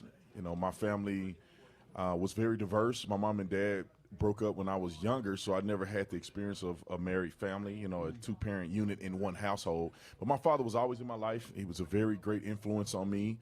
I played football growing up. At first, I was a basketball player, but then I realized I sucked. I couldn't dribble with my left hand, and, you know, I played defense a little too hard. I fouled out of every single game. You're kind of my hero now. Right. I realized, you know what, I'm probably a football player. Yeah. I actually pay a bounty for my kids to get fouls because they're too nice. I'm like, no, mix it up, and if you get a foul, I'll give you $1. Oh, that's awesome. That's awesome. Teaching them to be tough. So I played football in high school. I was an All-American football player. I was one of the top players in the nation. Coming out in 2005, I ended up playing football at the University of Arizona. One reason was because Coach Stoops was there, Mike Stoops, and I really wanted to play for him. I thought they had a really good future. Unfortunately, when I first got to college, I had such a terrible attitude, man. I wasn't the person that you guys see today. I mean, I had gold teeth in my mouth. I was, like I said, Tupac, and all his rap music was just clouding my mind. And so I didn't know how to handle coaching, tough coaching. And it really hurt me early in my career. I got injured my second year, and from that point on, man, I was in the doghouse the entire time I was in college. Not a really cool story. However, I did get saved in college. I went to a wonderful church, Emmanuel Grace Apostolic Church, where I got baptized, saved, filled with God's Spirit, and it really changed my life. And then I went on. Before you move on, what was it that connected with you finally? Yeah, was it the pastor? Was it a message? It was that pastor that spoke the gospel of Jesus Christ. I had gone to church my whole life. You know, when you're from Texas, you play football and go to church. But I had not been, you know, I often say that we were in the church, but the church wasn't in us. That means we went to church, but we didn't really do anything outside of church. And all the times that I've been to church, it seems to be motivational speaking and empowerment, but not really the true gospel of Jesus Christ. And so I heard the gospel for the first time when I was at Emmanuel Grace Church, and it just dawned on me that I wanted to be more involved with what Jesus had done for us. And I'll never forget the sermon. Pastor Pierce had said, well, Bishop Pierce had said that Jesus, when Jesus articulated that he's the only way, he's the door. You can't go under the door. I just remember this vision in my mind of a door. And you know how sometimes you have the seal at the bottom of the door? Yep. He was like, you can't go under the door. You can't go around it. You got to go through the door, like Jesus said. And it just sparked the interest in me. And then I got saved. Oh, that's nice. Now, how did you find yourself at that church? Was it a regular church you were just going to? But, kind of the idea of when you grow up in the church, sometimes you just go based on memorization. It's the idea that we do this because it's functional. How did you discover the church? And because, again, you left your home, went to college, and everything else is around you. You don't have to keep going to church. How did you discover the church? What was that connection there? I'm curious. Yeah, it was, one of my friends, one of my really good friends, he played instruments at the church. So he played instrument at a few churches, and I went to one that I didn't like first.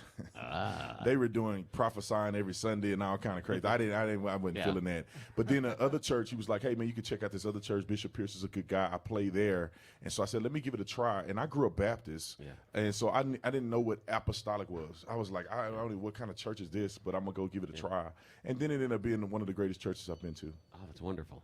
So that was halfway through college? Yeah, I was a freshman in 05, and so 2008 is when I got saved. So, right. And then how was the rest of college? They could be very different college experiences. Well, my spiritual life was good, but it kept going downhill in football.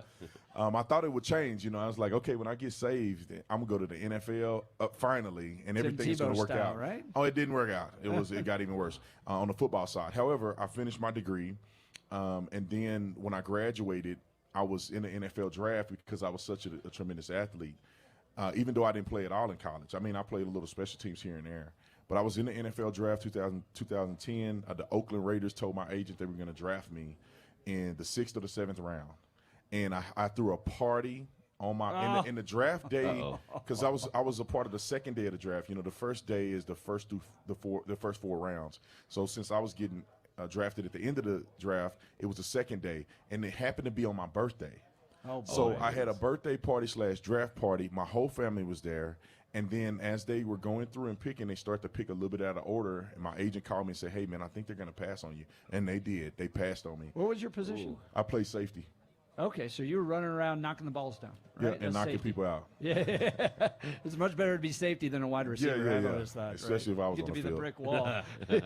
So yeah, and that was a very devastating part to me at the time. I was really mad at God that I didn't get drafted. I thought that He was going to rescue everything for me, but I know, just like I know today, that God had a plan for me, and the plan wasn't for me to play in the NFL. And now I don't regret it, because I don't want to have CTE and all those injuries that I see a lot of NFL players have. I think God has blessed me to do something different, and that's when I got to the point of becoming a police officer. Oh, wow. Now, Brandon Tatum here with Jeff and Bill. I want to talk a little bit about that difficulty that you have with God after not being drafted. And it resonated with me because, again, it's outside of Scripture, but one of the most powerful lines I've ever heard comes from the movie MASH, and I quoted on the show. The gentleman, he's hurt, and he's in the bed, and he turns and says, "Captain, I thought you said God answers prayers." And he goes, "He does, but sometimes the answer is no." Right. So in one way there, God said no. The answer isn't NFL, because I have something else for you. Can you talk to me about the difficulty of coming through that, what it felt like at the beginning, and finally seeing that light on the other side? Well, I think that, to your point, I think that's a good observation, but I also think that it's a biblical concept. Yeah. Because Jesus had made mention, knocking and shall be open unto you, seeking you shall find. And pretty much I'm paraphrasing, what father would not give his son the best gift? Yep. And so you may think that's the best gift, but he had already answered what you really want in your heart. And what I wanted in my heart was beyond the NFL, and God could see that. And so, it was tough. I'm not going to lie. I'm not going to sit here and act like the same day I was like this. I mean, I remember ripping my shirt off, and I was in the front yard like, ah! Oh, yeah. But I eventually got over it because God had put people in my life to give me good quality direction. I mean, there was a guy named John that came in my life at the time, and he had mentored me about putting the X on the calendar. And he said, you know what, pursue the NFL, pursue football, until it's not yielding results, and then you have to put an X on the calendar and move on to something different. And a year later, I had tried out for the NFL again, and that's when the NFL lockout happened. So I had trained for a whole year, paid $430 for my flight from Texas back to Phoenix to do a tryout, and that's when they locked the NFL out that morning. So therefore, the NFL coaches could not even talk to free agents. And so I'm headed to the facility, and they say, sorry, we can't even look at you. We can't even talk to you. You can't come into the facility. I'm sorry. Wow. Oh, and I was hurt all over again. Oh, yeah. But then I realized that this is probably the X on the calendar time. And so I searched for jobs, and, you know, all over Tucson. I never thought about being a police officer a day in my life, but they were paying well. They had a good, you know, good benefit system. And at the time, I had my son, I was engaged, and my son was about to be born. Oh, wow. And I said, you know what? I need to be a grown man and take care of my responsibilities. This football stuff is not paying the bills. I need to figure something else out. They ended up calling me back, and I went on a ride along with Officer Sean Payne, and he's a good friend of mine to this day. Officer Payne. One of the you gotta love that. It's funny, his name is Officer Payne, but he's like the nicest officer ever. Oh, that's fantastic. And he was a tremendous blessing to me, man. You know, everybody talks about the racism and policing and all that crazy stuff, which I disagree with, and I couldn't disagree with more than anything else, is that police officers are just men and women out here trying to do the best they can. Some idiots are out there. You know, there's some that sneak in the system. However, he was a white guy. I'm a black guy. I pull up on him and randomly in the parking lot, and I'm like, hey, can I do a ride along? And he was gracious enough to say yes. Wow. And it changed my life. You know, in that story, there's a time where we talk about the biblical and also God saying, you know, the answer is no. I'm almost, when you're telling the story about going into the lockout and you fly and you're driven there, I'm almost thinking that God is sitting in the navigator seat going, you didn't pay attention the first time. Right. You didn't get it. You didn't understand that I told you no, I have something else planned for you. And so you went through all of this trials and tribulations. You got yourself ready, and God turned back with the message and said, no, Brandon, I told you the first time, pay attention. And he gave you another path. I think that's really special. Yeah. And I think that, you know, we learn from things that we do, and that's how we gain wisdom. Yeah. And so that pursuit and the heartbreak, I needed to go through that, because then it made me trust God more. Because I'm like, all the effort that I'm putting into, now I look back and say, he had something better. It wasn't that he told me no in a negative sense. He told me no because he's like, I have something way better for you. You're going to make so much more of an impact than playing on the football team, putting your body on the line. And if you just trust me, even though, you know, you go through these things, if you just trust me, it's going to work out on the other side. And the lesson that he taught you with that failure and that crushing, because as a police officer, oftentimes you are contacting people, individuals, on the worst day of their life. Worst day. You've been there twice. Right. So you empathize with them. 100%. Man. And God had used all of my life to get me to the point of policing, right? I remember some of the people in my family were strung out on drugs. Some of my aunties, crackheads.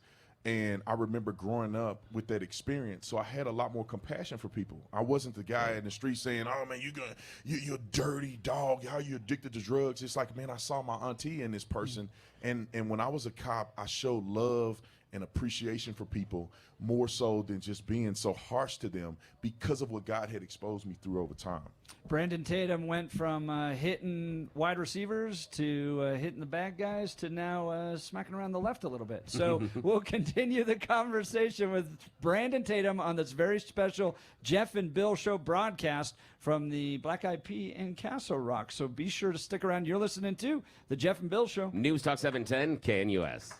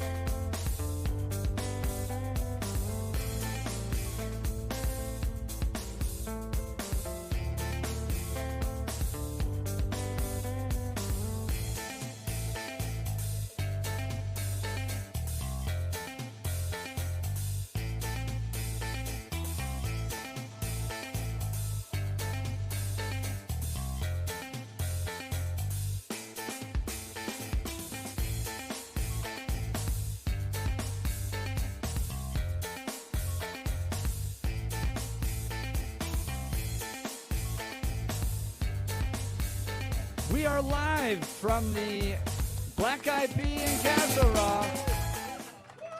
Absolutely full restaurant. I think we might be able to get a table or two over there. So swing on by. If you're coming down I-25 north or south, we're off of Meadows Parkway near the McDonald's and the Chili's and the shopping mall here. So come on by and hang out with Brandon Tatum, the officer Brandon Tatum, who's going to tase Bill in the next hour. Wait.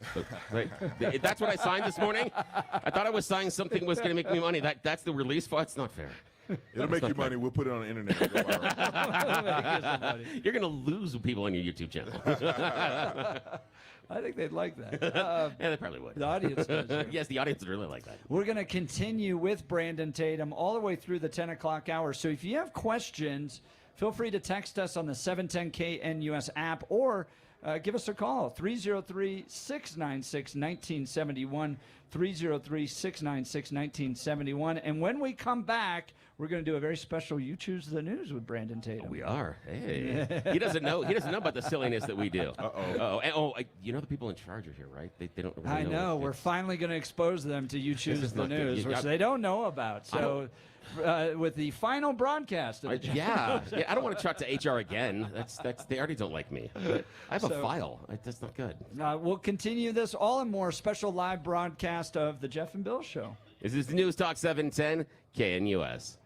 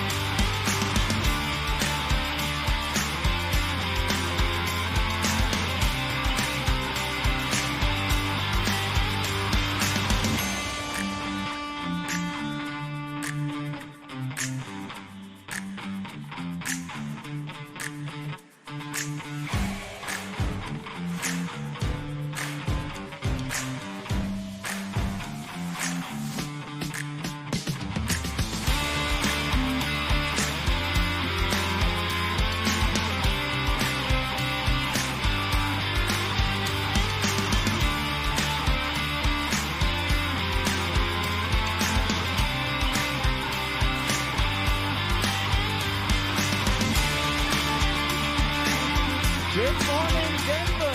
It's 8 a.m. in the Mile High City, and you've tuned in to the Jeff, Bill, and Brandon Tatum show on 710 KNUS. A very special live broadcast from the Black-Eyed Pea in Castle Rock, just off I-25 and Meadows Parkway. Swing on by.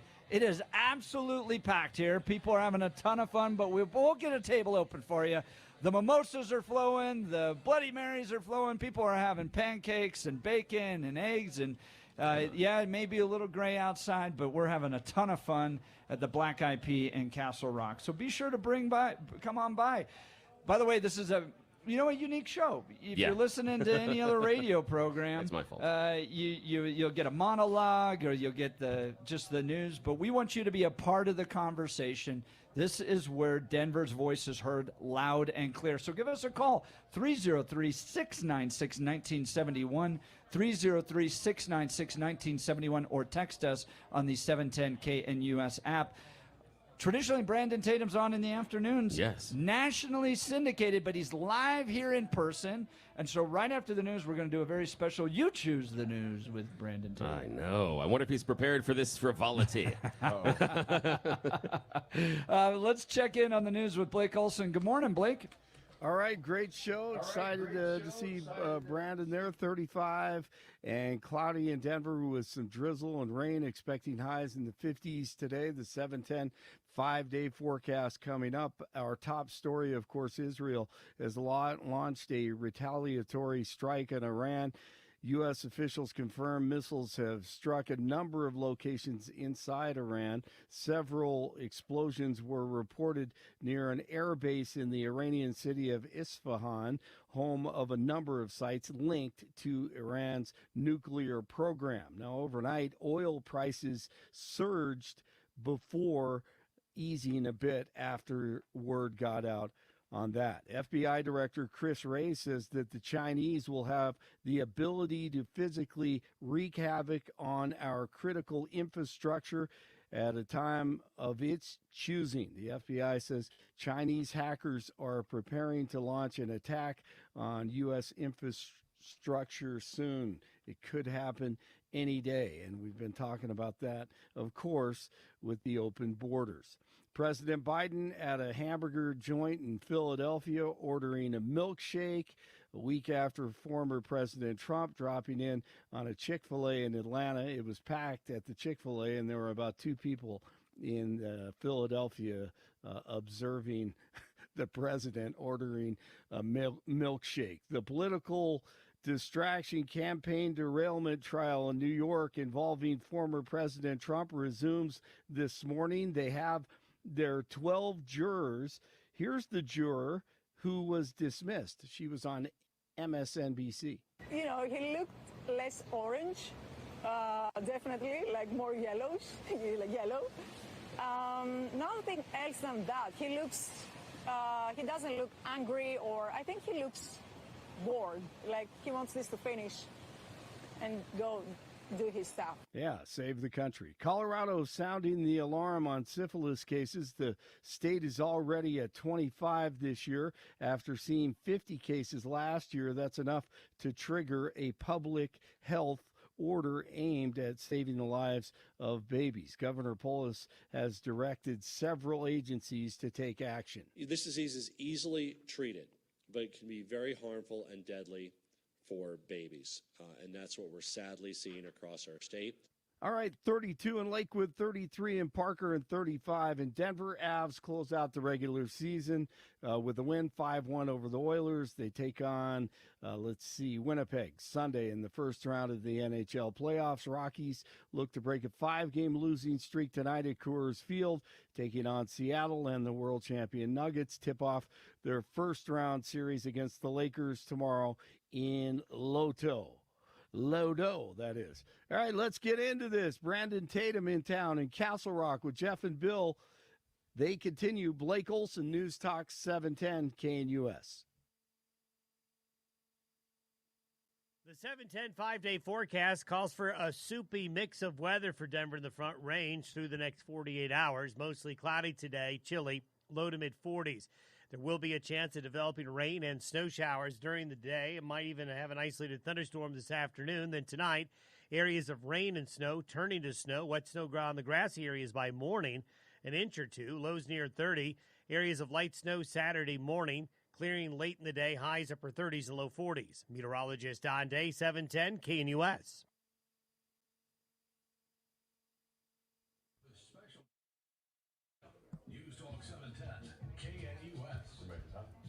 We are back for a very special live broadcast at the Black-Eyed Pea, enjoying delicious food. Brandon Tatum, you hear him traditionally in the afternoons on 710 KNUS. He's live here in person.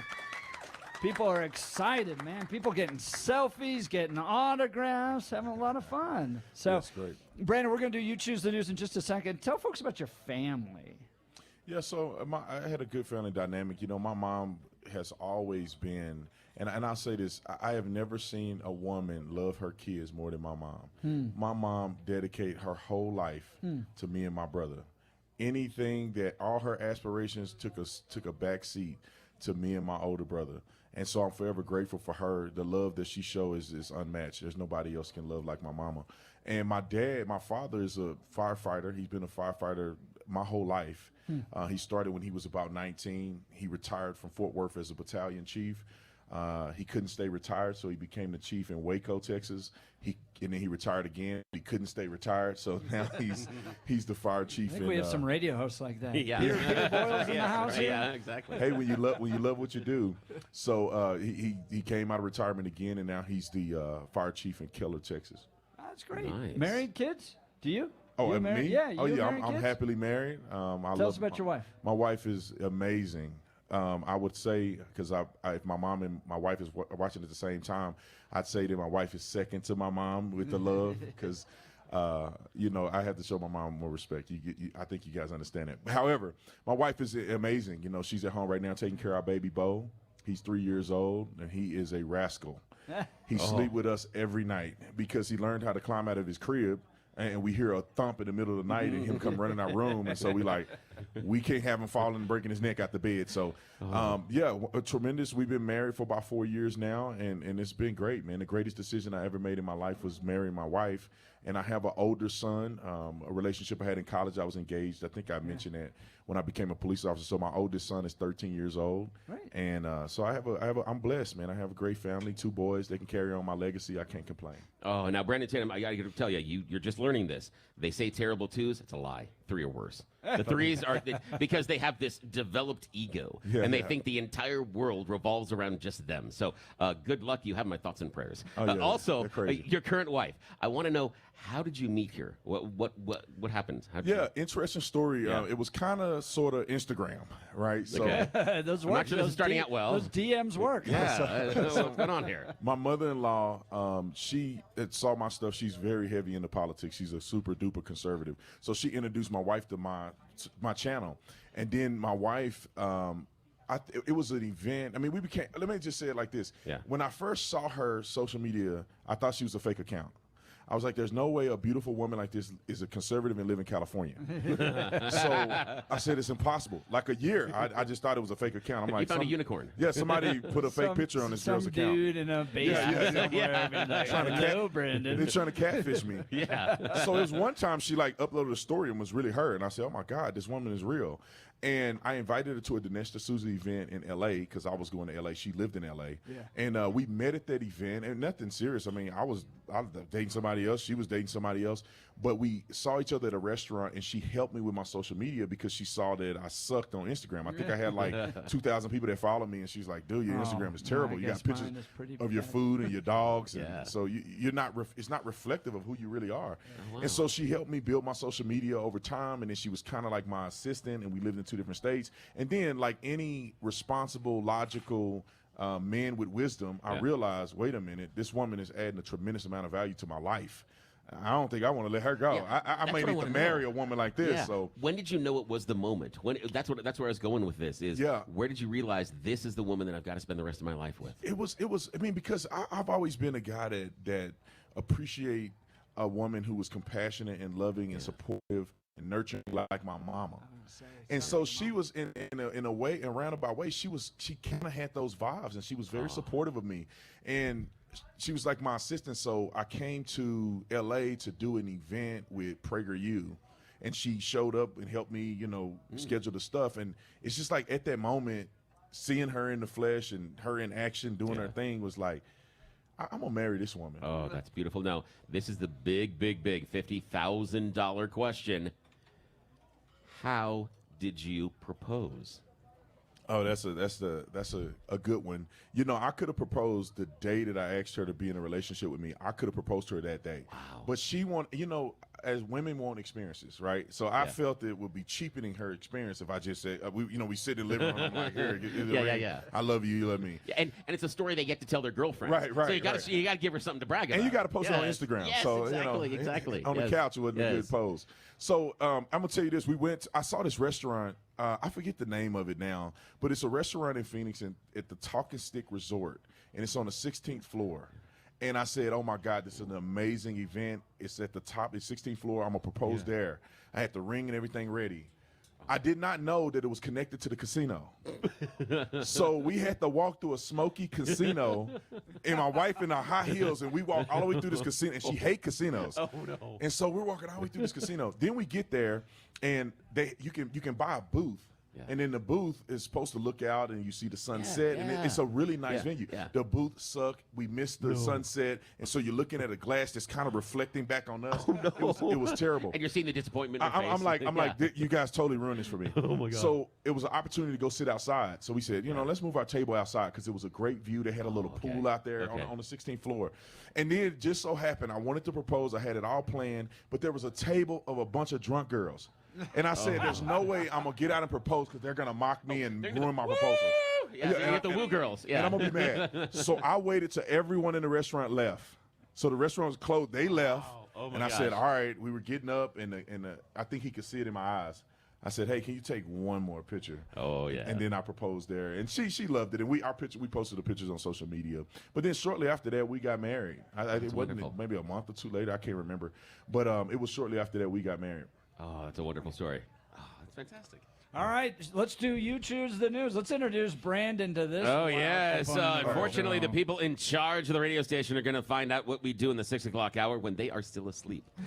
This is everybody's favorite fake radio news game show, You Choose the News, the Friday Loser Edition. Jim, if we can have the music, please. Yes, we have scoured the interwebs for mere moments this week to find really ridiculous stories and given them really stupid headlines. These are the losers. Pathetic loser. Loser! Let's go. Loser! You're a loser! It's a losers club. Bunch of losers. You're such a loser. You made me feel like a loser! She's a loser. You are such a loser. Loser. I just had flashbacks to middle school. Yes, these are the stories that Jeff did not deem worthy of consideration earlier in the week. So they come back for a second chance of glory with Brandon Tatum. Alrighty, gentlemen, here are your choices this morning. Headline number 1, making the obvious choice. Headline number 2, something's missing. Headline number 3, Polly Walnuts approves. And headline number 4, all or nothing purchase, just like the loot boxes. Jeff, you are our first victim. Please choose first, and we'll let Brandon do the next 2. Polly Walnut approved? Yes, Polly Walnuts approved. You Sopranos, come on. This is silly. All righty. Now, most of you, when you fly, just like Brandon Tatum did, to fly into Denver, you know they have a limit on baggage. It's limited to 50 pounds right now, but it's not if you tip. If you know what's happening. There are reports right now that airlines are letting you tip the people at the baggage claim, and they will just let you go. So maybe the whole rule about 50-pound bags is merely just a suggestion. There is one story on Instagram. Woman said, yes, the person notified her the bag was 70 pounds instead of the 50. He said, but if you tip me on the Cash App here, I can let it go. So, yes, make sure you're tipping. I love it, and the government doesn't know. No, but again, if they're worried about the weight of the bag, something's going to go wrong. Right, exactly. That doesn't seem legal. No, it doesn't at all. and you could probably tip to get some things passed. Yes, them, you probably right? could, yes. If someone's mailing some snakes. Yeah, exactly. Right? There you go. Need some snakes, yeah. You don't see these. All righty. Mr. Tatum, your choice, sir. You have making the obvious choice, something's missing, or all or nothing purchase. Making an obvious choice. Making the obvious choice. This week, we visit New Hampshire. A New Hampshire man is facing a number of charges after police said that he needed to find help after his car broke down. He was Thursday evening. It was I-93 North. He pulled over. He tried on his cell phone to contact police, to contact the fire department, to call anyone. Nobody responded. So he decided the best thing I can then do is grab my firearm and start shooting. Oh. Yes, he grabbed his gun and started shooting in the air while traffic was going by. Oddly enough, the police heard about it really, really quickly. And he said, no, I wasn't trying to shoot at anybody, but I just was trying to get someone's attention. And I'm just curious about the choices there. He went from call for help to gun.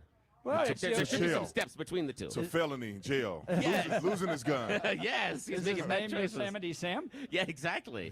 Oh, final choice this morning, Brandon Tatum. Something's missing or all or nothing purchase, just like the loot boxes. Something's missing.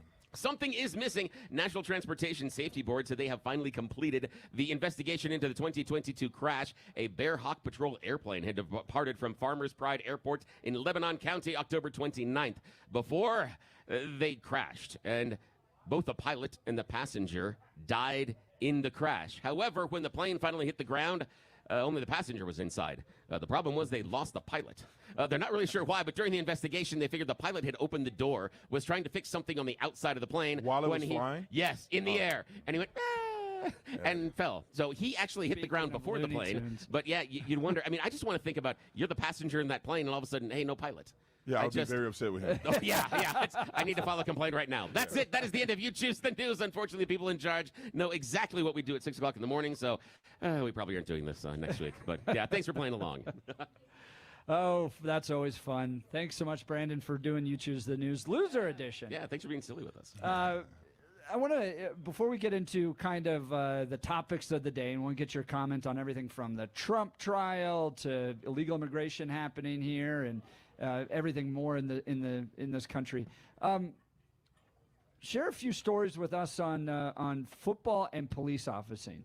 Give us an example, a story you remember that sits with you, because I was a river guide for many years. I can tell you there's always memories, like one or two that sit at the top of my head, taking people down a river and dealing with them and falling out of the boat and all the craziness there. Share a few stories of being a police officer. Okay, there's a lot of them. You know, I guess one of the stories, it kind of involves me, but it was one of the most hilarious stories that somebody's ever told me when I was a cop. My FTO, Phase 4, he was my Phase 1, Phase 4, which means that he was the most senior officer, and I had to go through him to graduate. But he was telling me about hospitality as a police officer and how it can go too far. Okay. So he went to a call, and I literally, I couldn't stop laughing. I was crying in the police car. He went to a call, and he saw a guy moving a television from a residence to a truck. And because he wanted to be a community police officer, he said, "Hey, sir, can I help you?" And the guy said, "Of course." And so Officer Winograd actually helped a burglar steal a TV from somebody's house. So he's an accessory. He literally helped the guy put it on the truck. And I don't know who was more genius, the fact that he didn't know or that guy was bold enough to say, "Hey, help me steal a TV." I know. How tough is that criminal to just to go stone-faced and go, "Well, yes, sir, you can." Well, you know, and I have many other stories. Oh, I mean, people forgot that I guess I played football in college. Yeah. So when people would run for me, they had no chance. And I would run them down. And you were a safety, and they would really say, I had a guy, I never forget, this guy had dreads, and he ran for me. He actually flipped over a fence because he didn't even put his hands up. He was running, and he just hit the fence midsection and flipped over. I ended up catching him on the other side, and he was telling him, "Hey, this is the fastest officer I ever seen in my life." He couldn't believe I caught him, but I said, "Hey, man, I play college football, and I'm the real deal." So I had a bunch of them like that. I had some scary stories. It's a lot of stories that I could tell, but I'll just limit it to those. Do you miss being a cop? I miss it a lot, man. It was fun. I mean, how many years? 6.5 years. I was on a SWAT team. I was a spokesperson for the police department. I ended up being an FTO, so I trained new officers, so I had experiences with that as well. But it was, I know that a lot of media, with police officers dying and stuff, it gives it a loom and gloom experience. But when I was a cop, it was a lot of fun. I mean, it was fun. That's why a lot of people still do it. Don't get it wrong. You know, it's a tough job, but man, when you're going code 3, lights and sirens, high-speed chases, you're chasing down people, all that fun stuff. You're saving people's lives, man. Yeah. I mean, I'll go to another story. It was a story of a young lady, and I'll never forget saving this lady off of it's not a lady. She was 16 years old. Yeah. I get a call of a young woman trying to jump off of a bridge. Oh. And most of the time when a person is seriously committed, they don't call the police. They go about what they want to do, and other people end up calling in. This young lady, people were seeing her hanging over the edge of this bridge. It's off of Miracle Mile and Flowing Wells right by the police station, and the bridge is over the top of train tracks. It's probably about 50 feet in the air, and so if she falls off, it's going to be the end. Yeah. And I remember going to the call. I was the only police officer in the area. The call came out, and I had to make a decision. And it was like one of those moments that you'll see in a movie. I had to pull, off down the street. I couldn't, let her know that I was coming up behind her. And I remember creeping, and I had to make the decision that I'm going to pull her over this side, or we both going to tumble over to the train tracks. Oh, my and I remember rescuing this girl, and I hugged her and said everything's going to be okay. And we took her to what we call the Crisis Response Center. Yeah. And so memories like that is one of the things that I miss. I felt like I was a hero, man. I literally felt like I had a cape on, and I was saving people's lives, speaking life to people. I remember this one young lady. She had to have been 20 years old. I forget why I arrested her. She was in the back seat, and I remember her dentures came out. Oh. She had fake teeth as a 20-year-old young lady because of the drug use that she had. Jeez. And I remember telling her that God wants something better for you. Yeah. God wants you to take this as an opportunity to improve. And I don't know what she did with her life, but she received what I said. I'll give you another story. This kid, I arrested him for marijuana. He probably was a teenager. And he was in possession of marijuana. I didn't want to do it, but he broke the law, and I knew that he needed to be held accountable. I was at the gas station at QT one day. I was just doing some paperwork, and they tell us to park places where people don't run into you so they don't get caught off guard. Yeah. I'm in my car, and this kid runs up to me and scares the living daylights out of me. I'm thinking I'm getting robbed in my police car, and I'm like, man, what are you doing? He said, Officer Tatum, I'm the kid that you arrested. I quit smoking weed. I turned my life around, and I mean, it just touched my heart. And so with investigating crimes and saving people's lives and speaking life into people, it really made a tremendous difference. That's the thing that I miss. Now, I get the experience being on the radio. People come up to me and say that I've impacted their lives, but to physically put my life on the line for other people was an amazing experience. Oh, that story about making that decision with the girl on the edge because you're willing to give up in potentially your life in order to make sure she's okay. You're like, 100%. I need to save her, and I'm going to make this commitment. That is something incredible. That is something that not many people can do. It wasn't that's what most police officers do on a day-to-day basis. It wasn't a choice. It wasn't I got kids at home.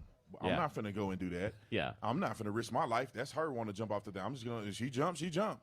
No, it was the instinct was God has positioned me and called me to be this person to save lives. And I know that he's going to cover me. Now, I'm going to go and do my thing and pull over the edge, and I know that it's going to be all right. I have no fear, and that's what happened. And I feel like God was leading me in that process. Oh, it's beautiful. Were you a cop during the BLM defund the police movements? No, I was a cop 2020? during no. Summer of 2020. I left in 2017. Okay. We had a little bit of that when Barack Obama was in office, and that's the reason why I became a conservative, because I was a Democrat at first. Yeah, let's talk about that. Yeah, we're gonna have to get into that. Yeah, I was a Democrat. I wasn't no liberal leftist like like we hear today. They don't know what gender is what, and trans and sports. And I wasn't that person. I wasn't that far. I just believed that the Democrat Party was the party of the people and the Republicans are racist white people. That's what I was taught growing up. Yeah. And when I was a cop, of course, I grew out of it a little bit, but I still thought the Democrat was the party of the people. Then Barack Obama was just trashing police officers, man. I remember people were threatening us, people were confronting us after the things that he had said in front of the world. And when he was found to be wrong or uninformed, he never corrected it. And I said, I would never support any politician that don't stand up for men and women that wear the uniform. And so that really helped me, move in a different direction when it comes to my political beliefs as a police officer. Now we know that Donald Trump has a role in kind of your conversion to conservatism as well. Can you share with us what that role is? How Donald Trump helped you see the light? Oh yeah, he changed my life. Yeah. So I was after I started paying all them taxes and Barack Obama, I said, you know what, I need to see what the Republicans are talking about. And so I decided to go to a Trump rally because I like Ben Carson. Ben Carson, I said, I'm going to vote for him. He's going to be my president. I loved him. He's one of the most incredible men to ever live. He was a Christian. I loved all the things he said, but he dropped that, endorsed Trump. And I said, wait a minute. One of the smartest men to ever live is endorsing Trump. There must be something to it. By the way, did you see that video of Ben Carson Charlie Kirk posted yesterday? Oh, yeah, of him saving that young girl's life. That young girl and she got up and hugged him. Hugs him and says thank you. Yeah, that's amazing. What a wonderful man. And then people on the left want to take his name off of a school because he was a Republican. They should be ashamed of themselves. Yep. Anyway, he endorsed Donald Trump, and Donald Trump came to Tucson. And I said, you know what? I'm going to go and look at this man for myself. They say he's a racist and he's throwing black people out because they black and all this other stuff. I said, I'm a grown man with kids. I need to go and be able to evaluate this for myself. So I said, I'm going to go to a rally. I worked the night shift. I stayed up. I went to the rally, and it was mind-blowing. I mean, the people who were protesting Donald Trump were the craziest people on planet Earth. I mean, you got to think, I wasn't into politics like that. Applauding here. I wasn't into politics, so I didn't know what to expect. But then when I get there, these people are lined up in front of the entrance. They're yelling, they're screaming at random people. They're burning incense. They're trying to break through the police officers to blockade the door. And God is my witness. I'm walking through the thing, and I'm wearing something like this. I just have a polo shirt on and some jeans. And one of them called me a white supremacist. I said, oh, my God, what is happening here? How in the world can I be a white supremacist? And then I get into the event, and it was amazing. Talking to Brandon Tatum. You hear him traditionally in the afternoons on 710 KNUS, but he's live here in person for a special live broadcast of the Jeff and Bill Show at the Black-Eyed Pea in Castle Rock. Absolutely full house. We'll find a table for you. Swing on by. We're right off of Meadows Parkway and I-25. We're going to continue this conversation. You're not going to want to miss it. You're listening to the Jeff and Bill Show. News Talk 710 KNUS.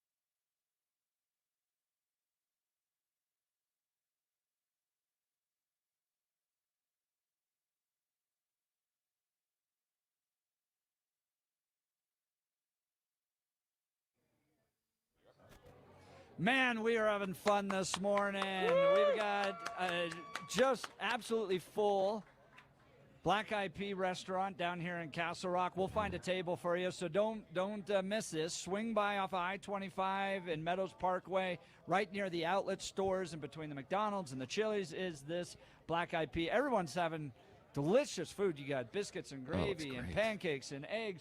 Mimosas are flowing and Bloody Marys are flowing. It's just it's a fun Friday morning, right? Oh, it's wonderful. We have some people here that took time off from work to be with us. Yes. I question your life choices, but I appreciate it. That's we do fantastic. appreciate it. And then there's the rest of us who just don't work. Yeah, So, exactly. you know. This is not a real job. Thank you, Joe Biden. Speaking of Joe Biden, so Brandon Tatum is in with us, and I think he's probably got some comments on Joe Biden and his presidency. So we're going to get to that in just a second. But you hear Brandon Tatum often in the afternoons on 710 KNUS, but he's live here in person. He's taking pictures with people. He's signing autographs. People, just big smiles. It's a wonderful, wonderful show. It's really nice. So, Brandon, we've got your kind of life story. Let's now pivot and get some thoughts on current events and news. Who are you going to be supporting for president this year? Oh, it's not even close. Donald Trump. I'll vote for him 3 times if I can get away with it. Hold on. Joe Biden, though, said that if you don't vote for him, you ain't black. Yeah, the biggest. I don't even know how he got away with that, right? Yeah. You know how he got away with it. If It's the Donald media. Trump would have said something like that, they would still be talking about it today. People would still be crying over it on television. So, Joe Biden, I don't know if it was a Freudian slip. I mean, his racism has come out, or he's just – his mind is just not working like he used to. I'm gonna try to be nice because I'm a good Christian man on the radio, but he's not working. He's not operating on all cylinders. So here's a question though. Do you really think he's in control, or do you think Barack Obama has a lot of influence on the White House still? I don't know who's in control. I don't know if it's the puppy or somebody else, but Joe Biden is not in control. I don't understand, when he travels to these places, wasting taxpayer dollars on Air Force One to go talk to other leaders of other nations, what conversation are they having? Yeah, There's right. no way they're having a functional conversation when Joe don't even know where he's at half of the time. He stutters over his words. I mean, the guy is an embarrassment to the country. And they used to say that about Donald Trump. And look, the joke is on them. They said that Donald Trump was so bad, and look at what they got in office right now. Exactly That guy is absolutely terrible. He's a terrible representation of America, and his policies are terrible for America. Look at all that's broken. The border that's broken, the economy, inflation, spending. Look what's happening on the national stage. Israel is firing back at our rim. We're actively, it's like we're in a war at this point, and it's not just between them. It's Russia and Ukraine. It's China and Taiwan. I'm hard-pressed to find anything that's going well with Joe Biden leadership. No, it's not. When you're a weak leader and you're a coward and people know that they can stomp all over the United States of America, 100%. You make a threat like Obama did. He draw a red line, they cross the red line, and he punk out. I do not respect men that do that, and that's what keeps the whole world or creates a dangerous situation for the entire world. We talk about the border. If you see all of the terrorist attacks that are going on around the country, all of the conflicts, do you think that people are not taking advantage of coming into our country with no resistance? I mean, these people should be ashamed of themselves what they're doing on the border. It is not love and compassion to let people get taken advantage of on their way over here. They get here, there's no resources. Then they come and take resources from American citizens. It is a shame that they're letting this take place. Preach. I think that's exactly right. Let's talk about the city of Denver. Now, you're not from Denver, but I'll give you some stuff to react to here. You talked about spending taxpayer resources. The mayor of Denver, his name's Mike Johnston, originally was going to spend $180 million on illegal immigrants. He kind of did this thing called girl math. You ever heard of girl math before? All right, so he goes, well, we're going to have to spend $180 million, and we're going to cut it all. And then he came back and said, hold on. I've been able to solve all of these problems. We're only going to spend $90 million. and so he's saving us money, right? He literally did a press conference where he's talking about how he's going to save us money because he found a way to cut $180 million down to $90 million of services for illegal immigrants. News came out on Fox that part of the cuts include $8 million to police, Denver police. He's going to cut $8 million from Denver police to support this program for illegal immigrants that includes, listen to this, 6 months of apartment stays for you. So you come, City of Denver's going to provide 6 months of housing for you in an apartment, not a homeless shelter or an apartment. they're going to hand you a debit card. And on that debit card is going to be money for groceries and personal items. Groceries. Right. And then they're going to give you 20 hours of legal services so you can get a work permit. Insane. And in the meantime, they're going to provide workforce training so you can steal a job from an American here. So that's what they're going to spend the money on, and they cut money from police to do it. What are your thoughts on that? I think these people should go to jail over the malpractice of running a city. I don't understand how they can do the math of prioritizing illegal aliens in this country over American citizens. Yeah. If there were immigrants, that'd be different. People come over here the right way, go through the process like a lot of other people that I know. They take the time, effort, and energy to love America, assimilate to America. I'm okay with helping them. Yep. I'm okay with supporting them. But when people come through the border, they do not assimilate. They do not love America. They don't even have a chance to even know what America is all about. They come over here and they take advantage of or take the resources from American citizens.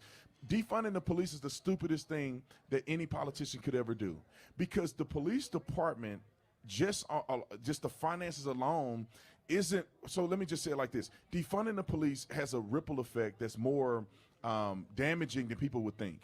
When you defund the police, you're showing a sign that the city does not care about law enforcement. And what happens? Great people that have been called to do it are rejecting being police officers. Men and women who have been working a long time, developing training, can train new officers, showing them how to serve and protect the right way, are retiring.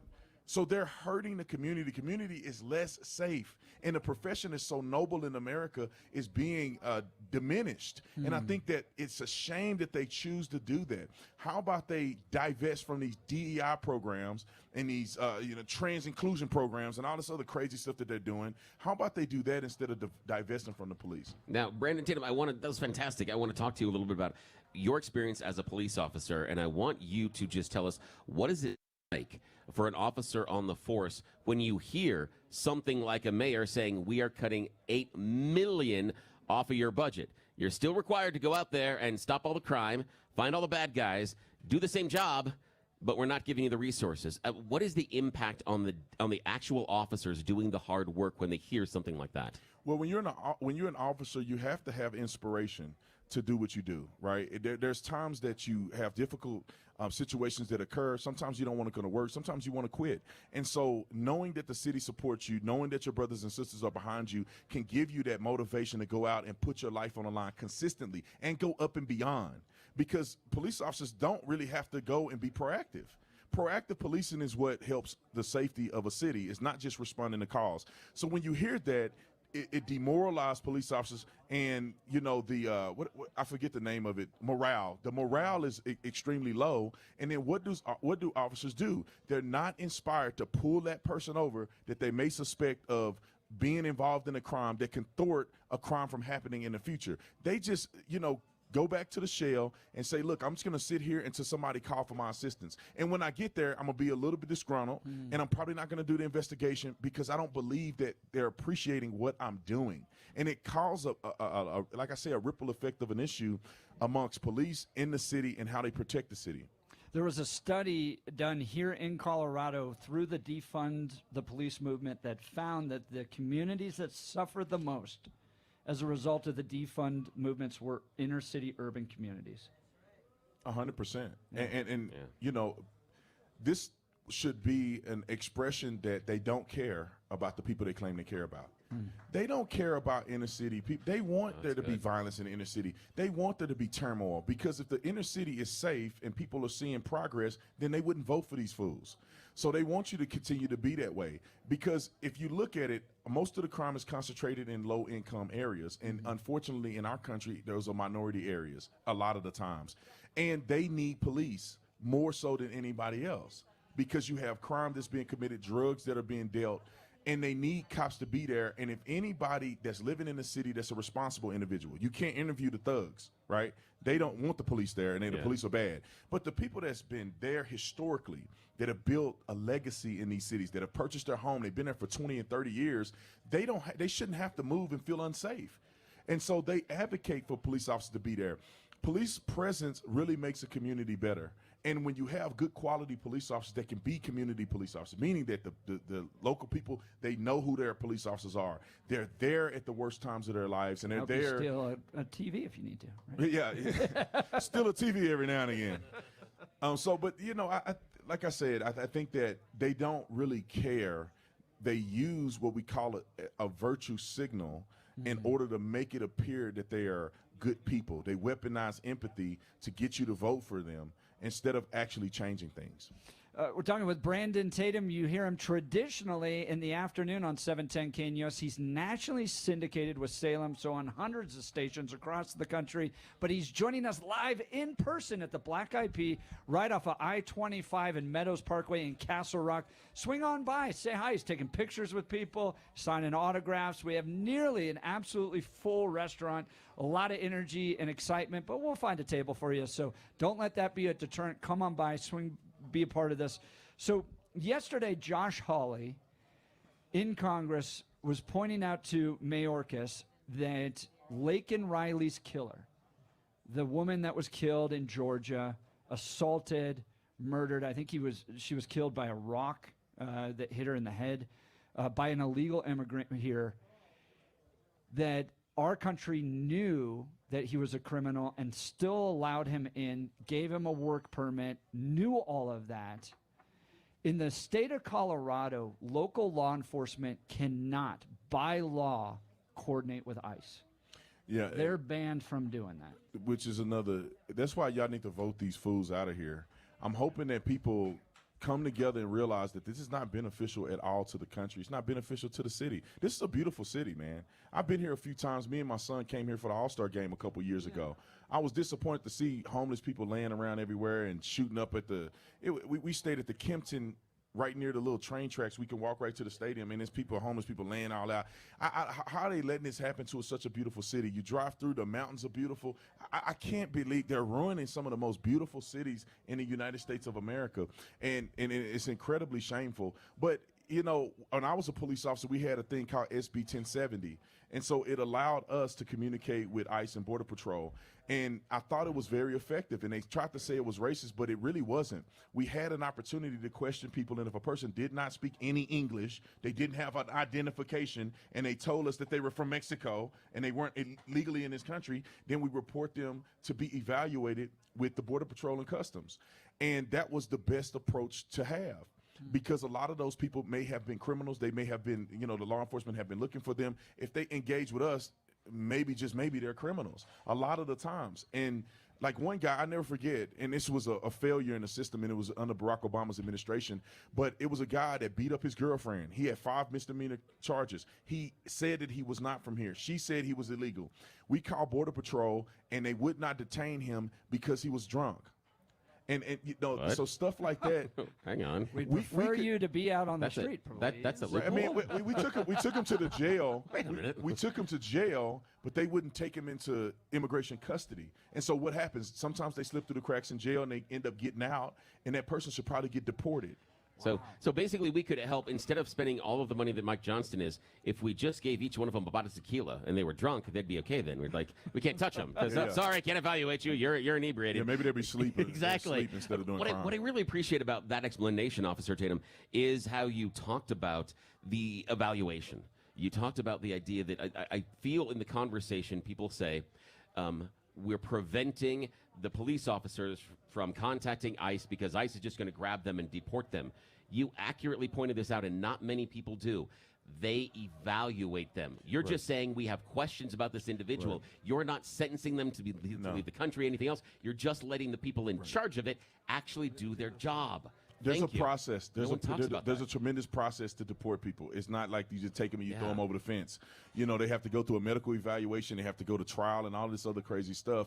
So it's not that simple. I'm okay throwing them over the fence. I'm okay with doing on a farm though. I'm okay with doing more than throwing them over the fence. If they're in our country and they're killing people in our country, there should be a harsher penalty than for us to just give them a speedy trial. That is crazy to me. And I don't want to get extreme in this cafe or in this restaurant, but I think that we need to implement harsher penalties. If you come into our country illegally, you've already committed a cardinal sin. First of all, then you kill a person in our country. You should be put to death, in my opinion, if you kill a person and you're illegally in this country. It is a shame. We need to set an example around the world that you cannot come to America and disrespect our country and harm our citizens without repercussions, period. Here. Look at that. It's a little spicy. That is an audience that loves the spicy. And this is what you get in the afternoon with Brandon Tatum. That's right. Brandon Tatum joining us on this very special broadcast of the Jeff and Bill Show live at the Black-Eyed Pea in Castle Rock. I think we've come up with a new thing for Donald Trump. Trump trebuchets that can just fling the people back over the border. Oh, yeah. I love they brought out trebuchet. Nice deep dive. I appreciate that, my friend. We'll continue. You're listening to the Jeff and Bill Show. News Talk 710 KNUS.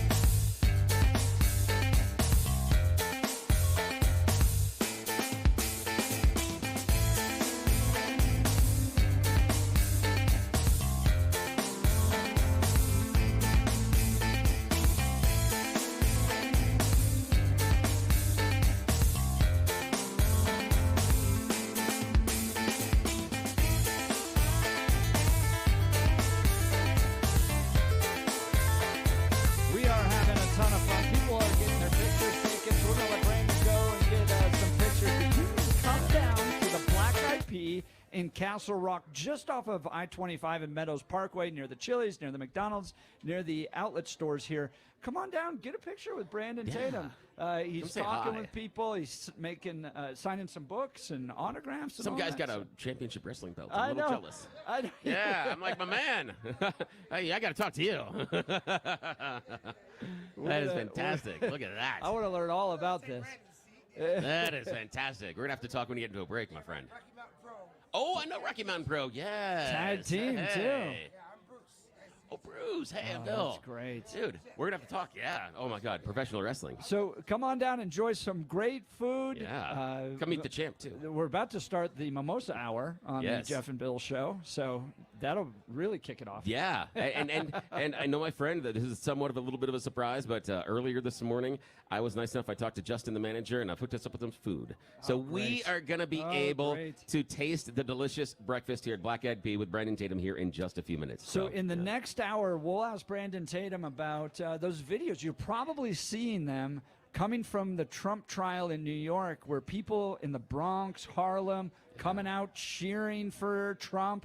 What does this mean for the president? Is it a possibility? Maybe I've seen a few people go, he might get New York after all of this. Yeah. Are they rightfully prosecuting Donald Trump in this trial, or is this a political distraction that's actually going to hurt Joe Biden and the Democrats? Well, I'd like to get your calls and texts on that. Has Trump found his juror? The main jury has been seated for alternates. Has he found his juror? There are a couple, and I haven't done the list in front of me. There are two in there. I think he may have found one. Yeah, I think was he might reading have. that too. The New York Times did I a think he might have breakdown found one. of every single potential jury. He only needs one or two to only get needs through one. this. Yep. And then what happens if this becomes so partisan and political? What happens to all the other trials too? Do people just dismiss them as the same? Oh, it's gonna be a nightmare. It'll be interesting. So we'll continue a whole nother hour of the Jeff and Bill Show. News Talk 710 KNUS.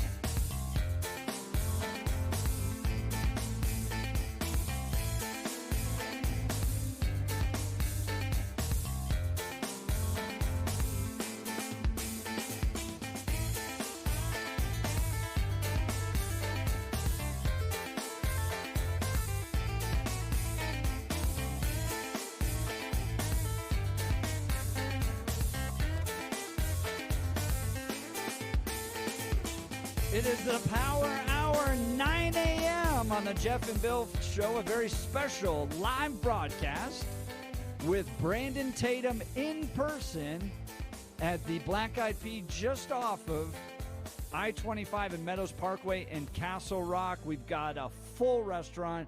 People having a great time eating the delicious food provided by Black-Eyed Pea. Mimosas and Bloody Marys are flowing. It's a Friday morning. Everybody's in good spirits. Yeah, it's a Friday. It's fantastic. Everybody's spending time of their day. Yeah. We really appreciate each and every one of you that took time out of your day to drive all the way here, hang out with That's us at right. Black-Eyed Pea. We appreciate the staff at Black-Eyed Pea for coming out, showing up early. They were here at Dark 30, making sure everything was prepared for you. So I really appreciate each and every one of you showing up and making this so much fun. Thank you. It is. It's something that conservatives in Colorado need. It's oftentimes hard. You see the bills being passed down there. We had Lisa Frizell join us. We've had Jeff Crank join us. We've had candidates joining us.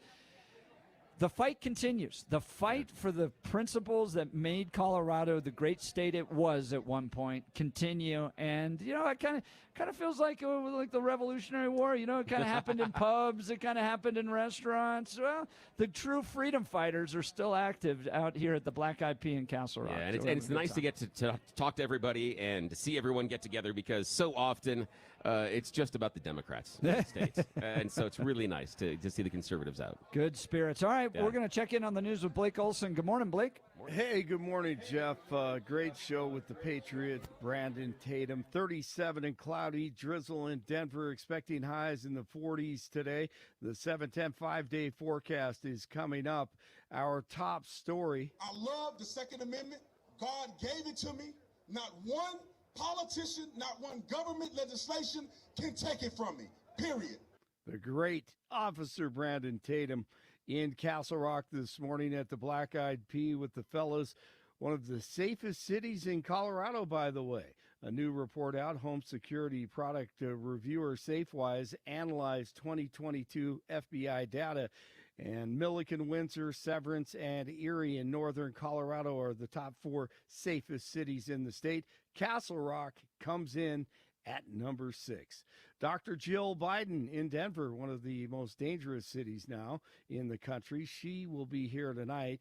She'll talk about women's health at Anschutz tomorrow during a roundtable discussion.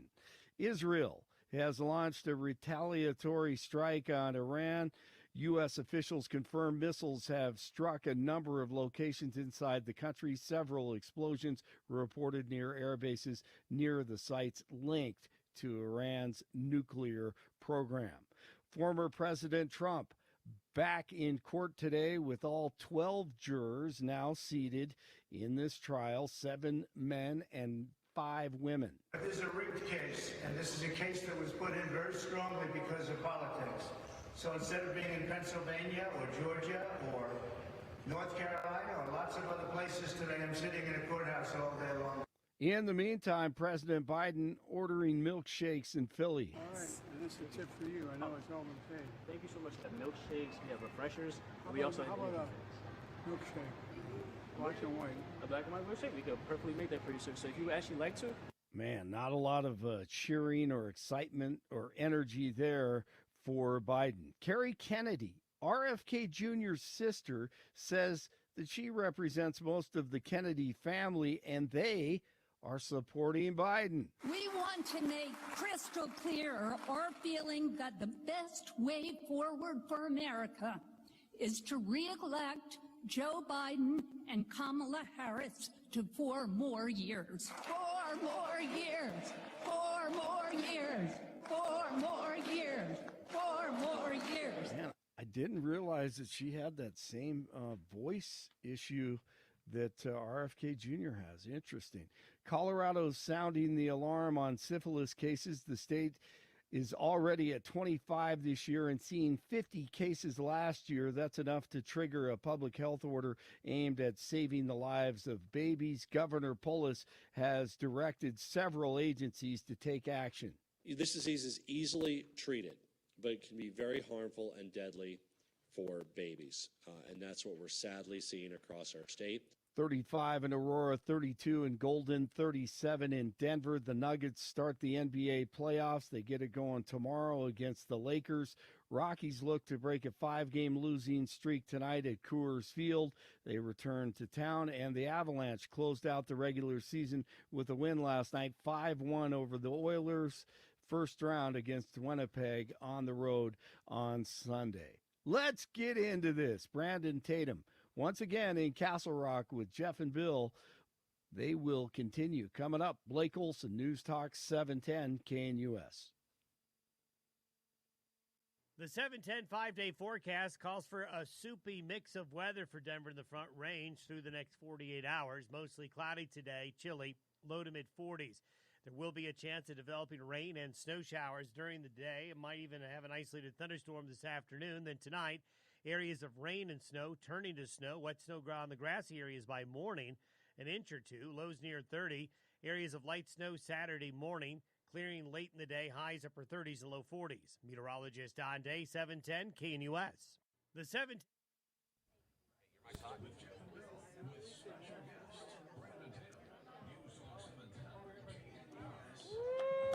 Welcome back to the Jeff and Bill Show. We're having a ton of fun with a live broadcast down at the Black-Eyed Pea here in Castle Rock, just off of I-25 and Meadows Parkway. Swing on by. Hey, has the food been good today? Did you all enjoy the food? All right. Here, let's thank the Black-Eyed Pea Yes, let's thank the staff. Come on out, Thank you to the staff. Thank you. Y'all did a wonderful job. Thanks for showing up early. People are having, their bellies are full. You contributed to what makes America great. They're now all going to go into the world and work with happy tummies. Yeah. So, Thank you so much. Thank you for doing that. Thank you. The staff here at the Black-Eyed Pea has been wonderful. Sitting down to join us is the owner, Steve. Hey, how you doing? Thanks for being on the program. So give us a background. Did you help found this, or when did you get involved with the Black-Eyed Pea? I got involved back in the early 90s. I was working for the man called Tim Schmidt. He brought Black-Eyed Pea here to Colorado. Okay. I also helped him open up the haciendas. He is still currently the owner of Elway's. And in 2008, we purchased Black-Eyed Pea. But I'd been with Black-Eyed Pea since the 90s and helped open most of the stores. Oh, my gosh. Look at this food they're bringing out. I might have asked him to overdo it. Yeah, I think so. Okay, what do we All have right, here? so We got to bring food out. What do we have here? Tell us what we got in front of us. Yeah, Justin, what do we have here? Okay, that's a breakfast burrito. Okay, bring that one over here. Bring that. Breakfast burritos. Okay, and then what else do we have? My diet is dying. Oh, steak and eggs. Is that you, my friend, Jeff? I'm going to do the biscuits. Okay, you gravy. biscuits and gravy. Biscuits and gravy and potatoes, guys. Oh, good. Cinnamon roll. Oh. Ooh. Ultimate. So what's Leave in those the there. Let's get ultimate Brandon over here. Yeah, what's the scramble? ultimate element? Bacon, chorizo, sausage, and all the veggies. Oh my goodness. What is your most popular menu item in the breakfast, Justin? What's the manager here? Chicken fried steak and eggs. That is the most popular. Ooh, nice. I think Brandon would like that. That's like what a football fantastic. player eats. Yeah, right? that does look like a football player. Oh, this is wonderful. Thanks to the staff, too. Really appreciate this. Man. Oh, Well, my goodness. they've treated everybody very well, and this has been a great experience for 710 KNUS down here. My parents adore the Black-Eyed Pea. Yeah. They go there pretty regularly. It's home-cooked food, right? Steve, give us a sense of what you serve here. What's the experience like for somebody who comes into the Black-Eyed Pea? Made by scratch food. That's what we're all about. Oh, nice. From our gravies to sauces, pot roast. Most everybody in here has probably had our pot roast that we cook overnight. Melts in your mouth.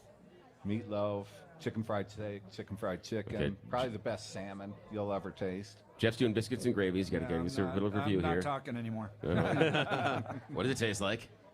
Describe for us. I'm going after the breakfast burrito.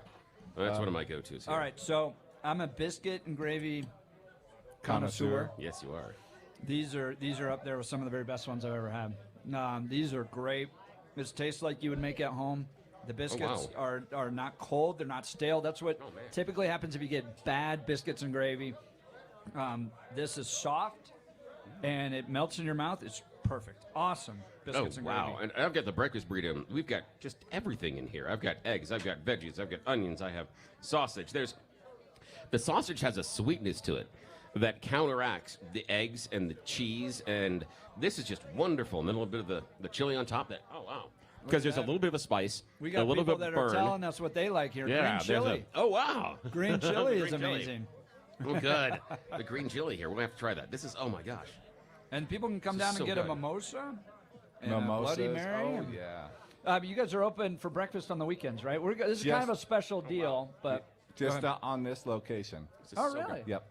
The rest of our locations are lunch and dinner only. Yeah. We started doing breakfast here 2018. It does well. We tried it in some of our other restaurants. Didn't go so well. So being But here in Castle Rock, people are they're up early. That's right. What are the other locations of Black-Eyed Peas around Colorado? Well, we have one in North Glen. That's right off 104th and I-25. We have one in Lakewood, 2nd and Wadsworth, Inglewood, Bellevue, and Broadway. Obviously, this store. We have one in Colorado Springs and one in Pueblo. And why did you guys partner with 710K in the U.S.? Been listening to 710 for years and years. That's that and KOA, Mike Rosen. So when you travel the way I do, you can't just listen to music every single day. So then you have to listen to other stuff. And I fell in love with talk radio and fell in love with KNUS and loved all the different talent. And it's been fun. It's been a good ride. You know, Putting your money with people that share your values is very, very important. And, sending money to these giant corporations that directly reject the values that you believe, or you can spend your money with people that share your values and are going to employ good people and provide good service. Man, that's why I recommend the Black-Eyed Pea. This is crazy. I got all the vegetables in. I'm sorry, I'm still going off this breakfast burrito, and then there's refried beans on the side. And you've got some like feta cheese over the top. This is wow. And I didn't notice it at first. There's bacon on the inside of this breakfast burrito. So you get the sausage that's got a sweetness, then you get a little salty, the bacon interacting with the salsa. This is everything you want. Man. So talk to us, Steve. What is the most rewarding thing about running a series of restaurants here in Colorado? And what's the most challenging thing? Watching smiling faces when somebody's hungry and they get good food and you see them take that first bite. That's what makes it all worth it. Now, what is the biggest challenge right now Cost. you're facing? Cost. Yeah, talk to us about the cost, because we hear about that a lot. What are some of the cost challenges you are facing as a restaurant, keeping it an affordable place for families to come, but also facing those cost challenges of the upward pressure? Well, as everybody's experiencing property taxes, I've gone. I closed my Colorado Boulevard location just because property taxes went from $20,000 a year to $80,000. Whoa, that's That's a lot of breakfast burritos. Yeah, and you're already on thin margins of 5%. So when that happens, and it's just the cost of labor, the cost of food. COVID was challenging, and a lot of these food prices just didn't go down. People are, manufacturers are trying to make it. The cost of labor continues for them, and it trickles down to the mom and pop restaurants. You see the headlines. Traditionally, in Denver Post, another business or restaurant in downtown Denver closes, another brewery closes. What is Colorado going to look like 5-10 years from now if we continue on this path? It's scary. I mean, you kind of wonder if it's all going to be fast food. Because a full-service restaurant, you have to have more than 2 or 3 people running it. It's a full staff. Even today, if you're fully staffed, you're going to have anywhere from 5 to 12 servers on. You're going to have 5 or 6 cooks in the back. You're going to have dishwashers. You have management, and it costs money. What is something you would want to see change policy-wise as a small business owner in Colorado? Is it the property taxes? If that was addressed, that would make life easier for you. What if you could be governor for a day and make one change that would help people in positions like you? What would that be? I think that's the quickest fix that could happen. You can't lower wages. I mean, once they get to where that's only going to continue to rise. And so that's the biggest influence on raising your prices. I never will lower or small my portions. I mean, that's what it just can't work. Wow. If you come into a Black-Eyed Pea, you've expected a big chicken fried steak, and you come in and it's half the size. And you're still paying the same. Come back, right? And the other thing, too, is you cannot, in my opinion, I'm probably going to upset a few other restaurant people, you can't add hidden charges to the bottom of the ticket. You can't. I've seen those where it's like you got all these fees that are now added on top of it. Yeah, I learned from the Democrats in Congress here. I just can't do that. And there's been some bills that would have devastated a lot of restaurants, but that could have passed this last year.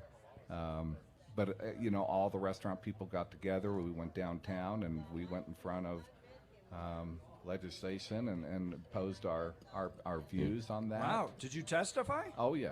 How was that experience? It was interesting, but I wasn't alone. There was thousands and thousands, and this went on for hours and hours and hours because they allowed everybody to talk and explain what would happen if this particular bill passes. Now, we're hearing a lot about challenges businesses have, and we're talking about the challenges that you have here at Black-Eyed Pea in the locations here in Colorado. What if you were trying to start a restaurant today? I wouldn't. Could you do it? No. Yeah. Really? That's what I'm curious about. No. Now, why not? Well, Explain that. the business model just doesn't make sense anymore. Yeah, that's what I was afraid of. I mean, we have Now, why? a Why is it wonderful not? restaurant right catty corner from us.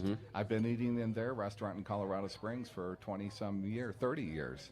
Yeah. They opened up in what was it, July? They shut permanently.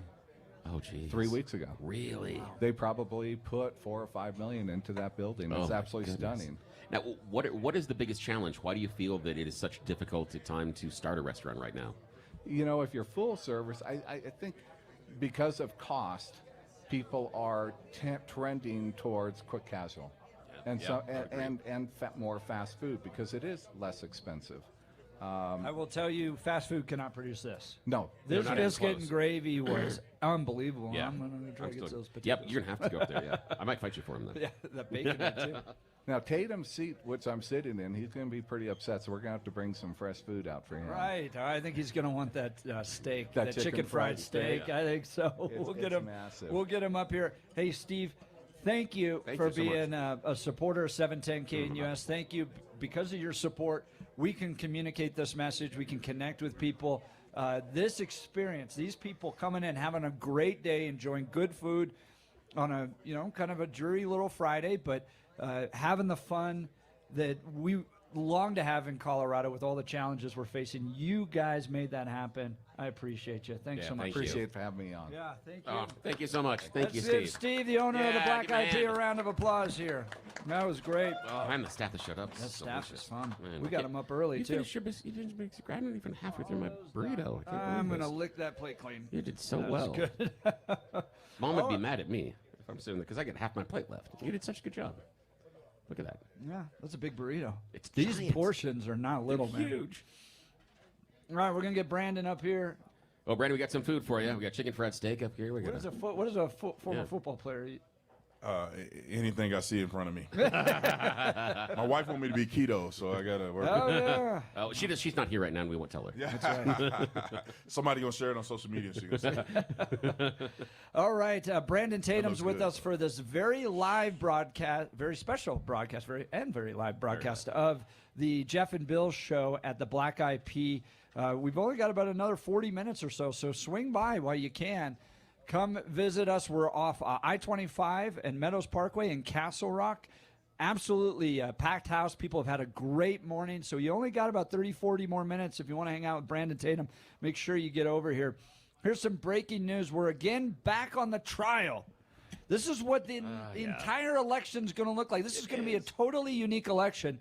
Bill and I are building a cadre of attorneys to help understand what this is going to mean, because this is I've worked on presidential campaigns. It was policy discussions. It was personality discussions. We have a cadre. Now it's like court TV discussion. You know how official it is when you get a cadre? That's really official. Right, there we are. I've always wanted my own cadre. Trump, again, back in trial in Manhattan. He is demanding, this is why I love this guy. He is demanding that the judge remove the gag order.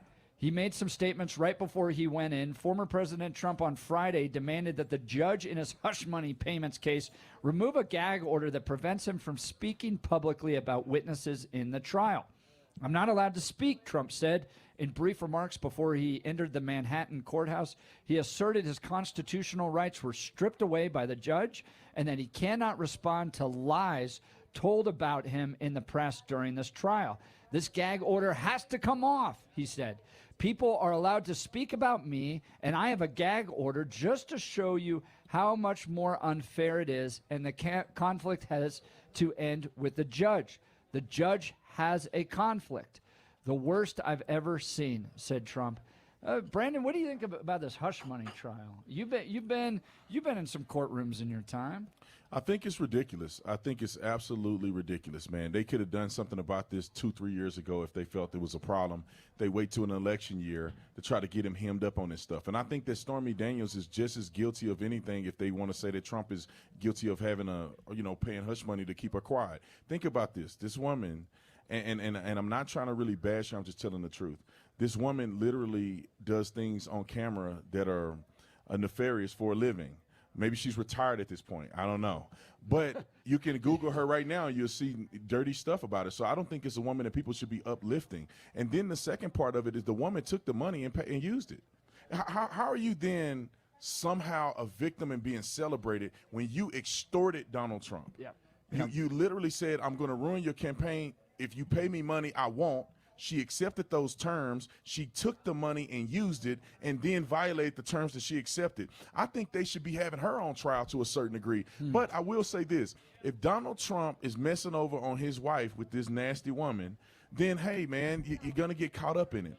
I believe that they're doing this to attack him and not for any legitimacy. I don't know of any other case that has happened in this form of fashion. No other president has been challenged on this. They're just doing this to try to damage his reputation for the election. They have brought charges against a former president of the United States, criminal charges. This has never happened before in America.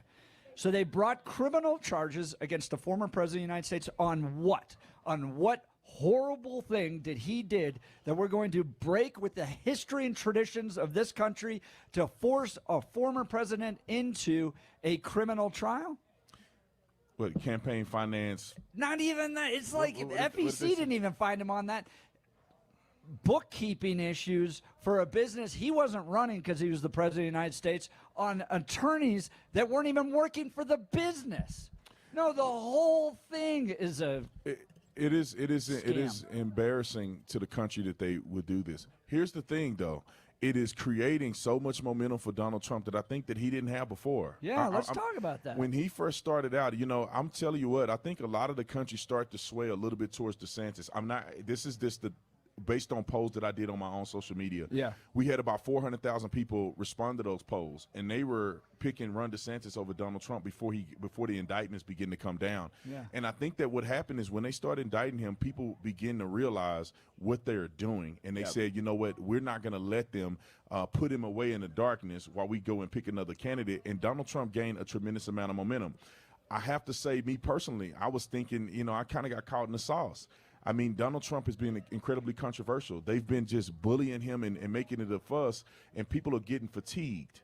People don't watch social media anymore. People are not looking because they're fatigued. Yeah, so Ron DeSantis almost offered an opportunity to relieve the fatigue. But when they went after Trump, I mean, it just reinvigorated something in me, man. I said, we're not going to let this happen. This man literally put his life on the line to serve this country. He could have not done it. And if we didn't have Donald Trump in 2016, this country will be ruined. And when we look at the landscape of politics today, if Donald Trump is not in office, we will lose our country as we know it.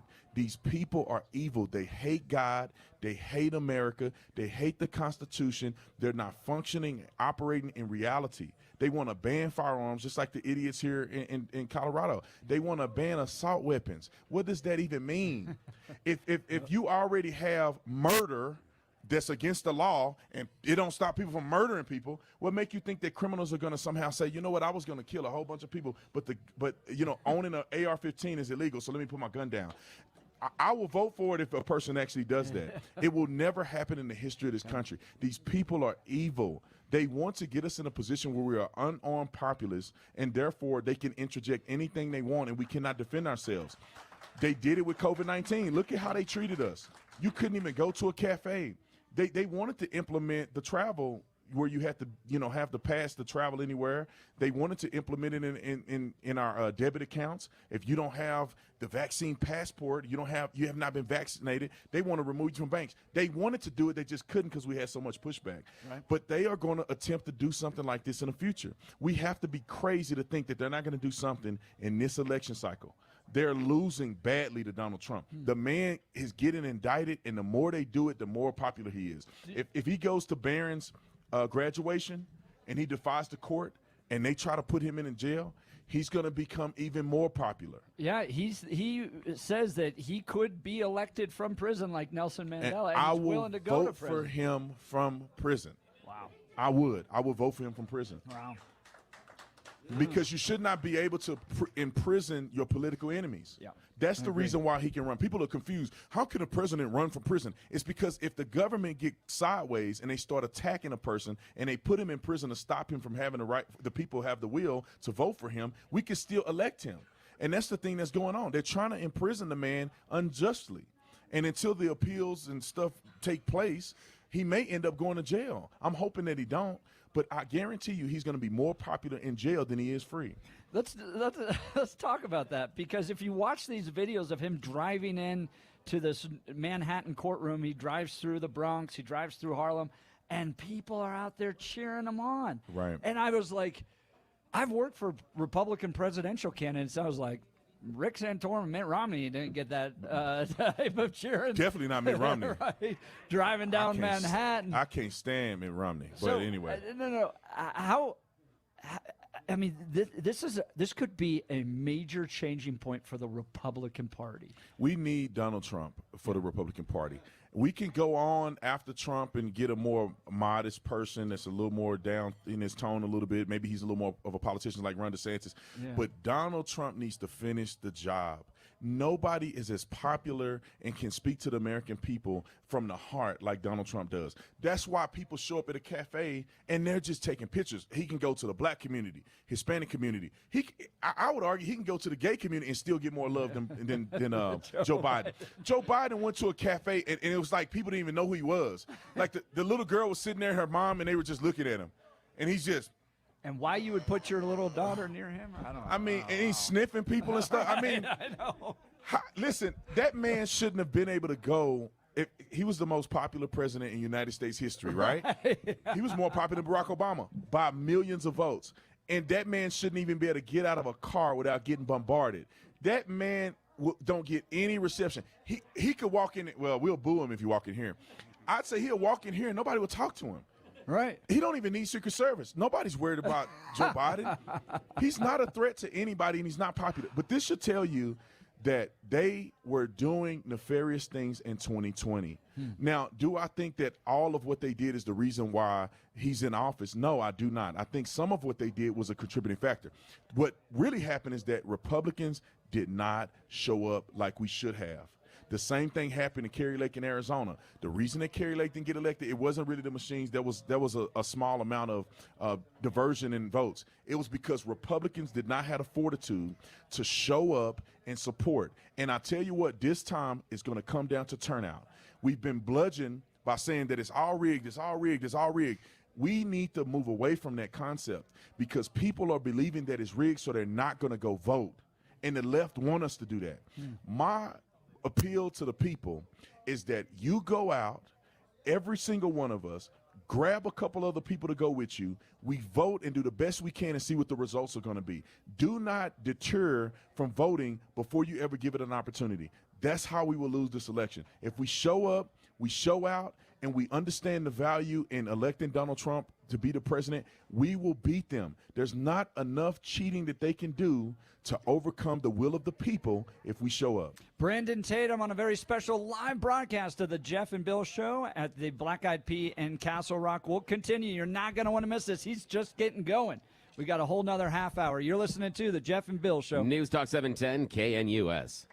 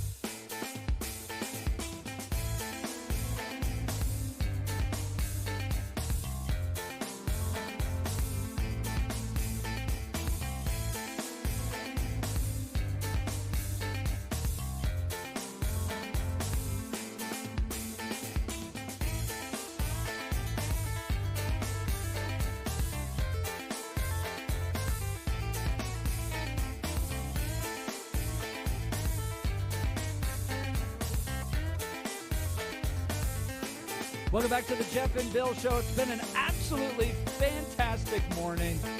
Man, this is going to go down one in the record books for sure.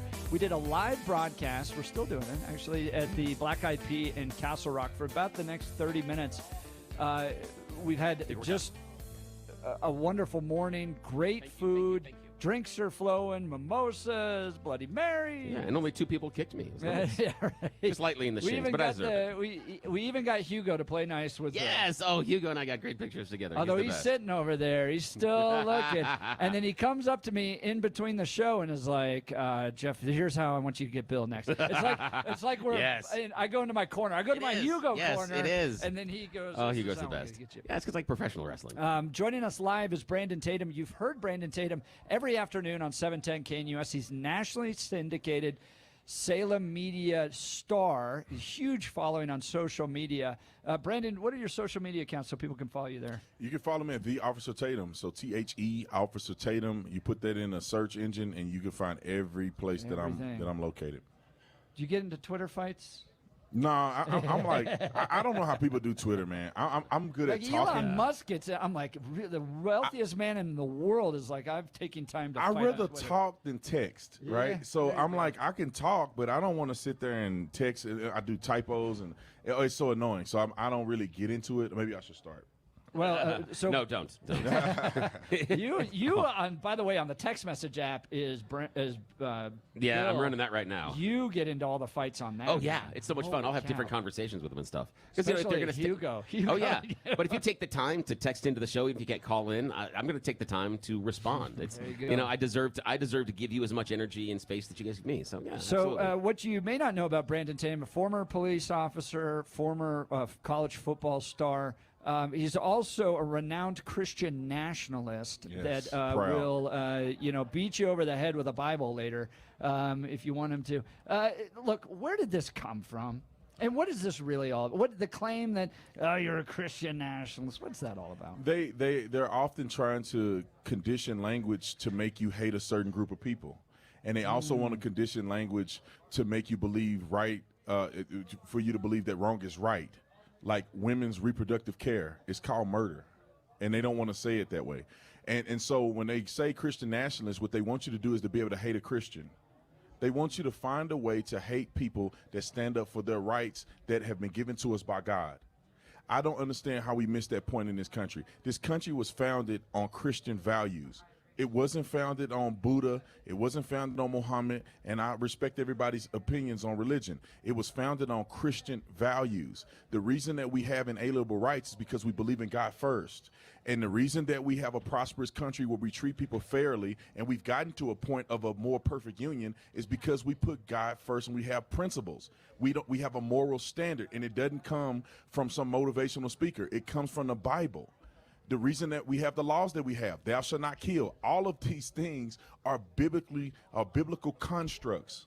The thought of fairness, the thought of freedom, all of that comes from a biblical context. That's why you see it in Christian nations and you don't see it in other places. So for idiots to say that it's a negative thing to be a Christian nationalist is insane to me. I think that every Christian should be proud to represent Jesus Christ, and we should want every aspect of society to be Christ-based, period. Good, an applause there from the audience here at the Black-Eyed Pea. Look, it's election season. The goal is to get Christians to think twice about engaging in the political square. It's like, look, everybody else can bring their values into if you're LGBTQ, you can bring that into deciding on who you're going to vote and the policies you're going to try to advance. But if you're a Christian, no. That you can't bring into the public square. The devil has been able to infiltrate the modern church and get them to disengage in things that matter. Jesus wasn't a person who shied away from political issues. That's how he got killed, because he challenged the people who were in authority, who were ruining the people and not abiding by what God had made mention that was true. And so I think that what they're doing, and I think it's the devil influencing these churches that have gone away from God and have gone deeper and deeper into religion. There's a difference between being religious and having the power of God in your church. And a lot of these churches, they waste their time trying to be politically correct in order to build an infrastructure, a church, and a following. instead of preaching the word of God. Christians should be screaming from the pulpit, challenging people on this abortion thing, challenging people on gay marriage and same-sex marriage or whatever they want to call it today. We should be challenging them on defunding police. Churches should be talking about these issues, because we're going to end up like they did in Nazi Germany, where the pastors refused to stand up and say anything till it was too late. And you had a regime that was killing Jews. And in this country, if we're not careful, we're going to get to a position where people are not going to be able to openly worship God, because Christians have been sitting on their hands. And God has put this on my heart. The judgment starts at the house of the Lord first. So that means that the problems that we see in America is not just because the people who are not Christian, it's because of the Christians. You look at the marriage rate. The marriage rate is just as bad in the church as it is in the world. Look at where are young women learning that abortion is the solution to an unplanned pregnancy. They're learning it in the world and get no guidance from the people in the church. Why are our young men believing that it makes sense to get with a woman and not be committed, leave that house, and leave them children with a single mother? Because the pastors in the churches are not telling young men and guiding them and directing them and mentoring them to being good fathers. Why do young women allow men to have things that they should not have if they're not married? Because we're not talking about it in the church. They don't want to tell young people that they shouldn't be living together if they're not married. They don't want to tell people that demand to be married and take care of your family, have children. It's okay for a woman to stay at home and take care of kids instead of letting the government take care of your kids. We don't talk about these things in the church, so what are they learning from? They're learning from the world, and the world is run and ruled by their God, which is the devil. Great. Welcome to the Brandon Tatum Sunday service at the Black-Eyed Pea. We'll pass the offering plate around in a minute. Don't worry. No, look at this. Church is what? Little over 2,000 years old.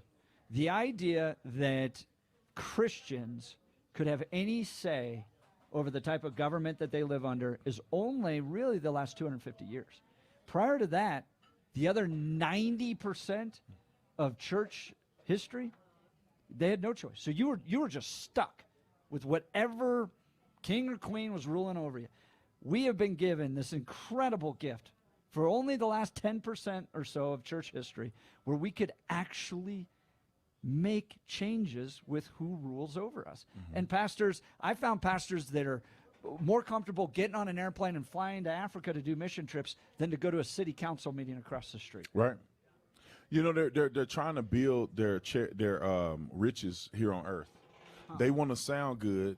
They want you to donate the money, which they call tithes and offering. They want you to donate money to enrich them and make them more popular. Listen, I don't know unless you're doing, you're creating ministers in these countries. You need to be ministering at your own church. I remember in the Bible where I think it was a parable mentioned that when the one gets away, the shepherd goes back and gets the one. Yeah. If you are a pastor with so many people, you have no idea how many people at your church, you cannot minister to them. So when somebody falls away at your church, how do you recover them? How do you know when a person at your church is struggling if you're a shepherd? You don't know, because what they do is they amass this big population of people, and they're not shepherding anybody. They begin to speak to the masses instead of speaking to the hearts of the people that actually attend their church. I wish that pastors would focus on small groups and actually believing in having a mission that's effective. They're not doing that today, and it's because now church is a business. You know how I know it's a business? Because I run a business. And if I want it to be a profitable business, I'll run my business like some of these churches run their churches. I will build my social media platform, right? And this is what they do in these churches. They become popular and famous, and they say, hey, donate this money to me as your tithe and offering. Now, I think God honors people that are doing it in good faith, but some of these pastors are not doing it in good faith. You don't need a jet. Pastors don't need. You don't need a jet. When you don't need a jet when everything around your church is falling apart. You don't need to be flying nowhere. You need to be there ministering to the people in the city. You need to be feeding the poor. You need to be clothing the homeless. You should be doing the work that the government is doing. The government should not be involved in these things. Amen. It should be the people, the men of God, the people who are running these churches should be responsible for the community. And they are not doing that. They put more money into these buildings than they put into outreach. I've seen mega churches that do not do outreach. They don't do it. They don't have, their ministries are the parking lot ministry, where somebody's instructing traffic. The ministry is usher, which is invaluable. But what about you going and taking the gospel to the people that are outside the four walls of the church? Why do you not have ministries like that? And until we change that dynamic in the modern church, we're going to see America keep going in a decline. Now, that's interesting, Officer Tatum, because I believe the reason that the people don't see, the mega churches go outside the walls is because of the number of heads they see in the pews. That they feel they don't have to break outside that wall. They feel they've already done the gathering, the shepherd. That you're absolutely right. They've given up their calling to continue to go outside and spread the word. Because they're not reading the Bible. Yeah. The church is not the building. The church is the people. Yeah. And the church should be spread throughout the entire world. In politics, managers of businesses, that's the church. Yeah. It's not the building. It's cool to come to the building and get recharged, Yeah. but you need to go out in the world and do something. If your only involvement with Jesus is when you go to church, and the only involvement reading your Bible is when the pastor reads it behind the pulpit, and you don't pray unless you're praying over your food or you're praying at the church, we have a problem. Yeah, we do. We're going to call this the Black-Eyed Pea revival that broke out here. We'll thanks have to the baptisms here in a minute over leadership. here. That's right. Yeah. But we're using margaritas. Oh, man, we are having fun. You're listening to a very special live edition of the Jeff and Bill Show from the Black-Eyed Pea in Castle Rock, hosting nationally syndicated Brandon Tatum here with us. We've only got about another 15 minutes or so, so swing on by. You'll still grab a picture with you, say hi. We've been having a ton of fun. We'll continue. You're listening to the Jeff and Bill Show. News Talk 710 KNUS.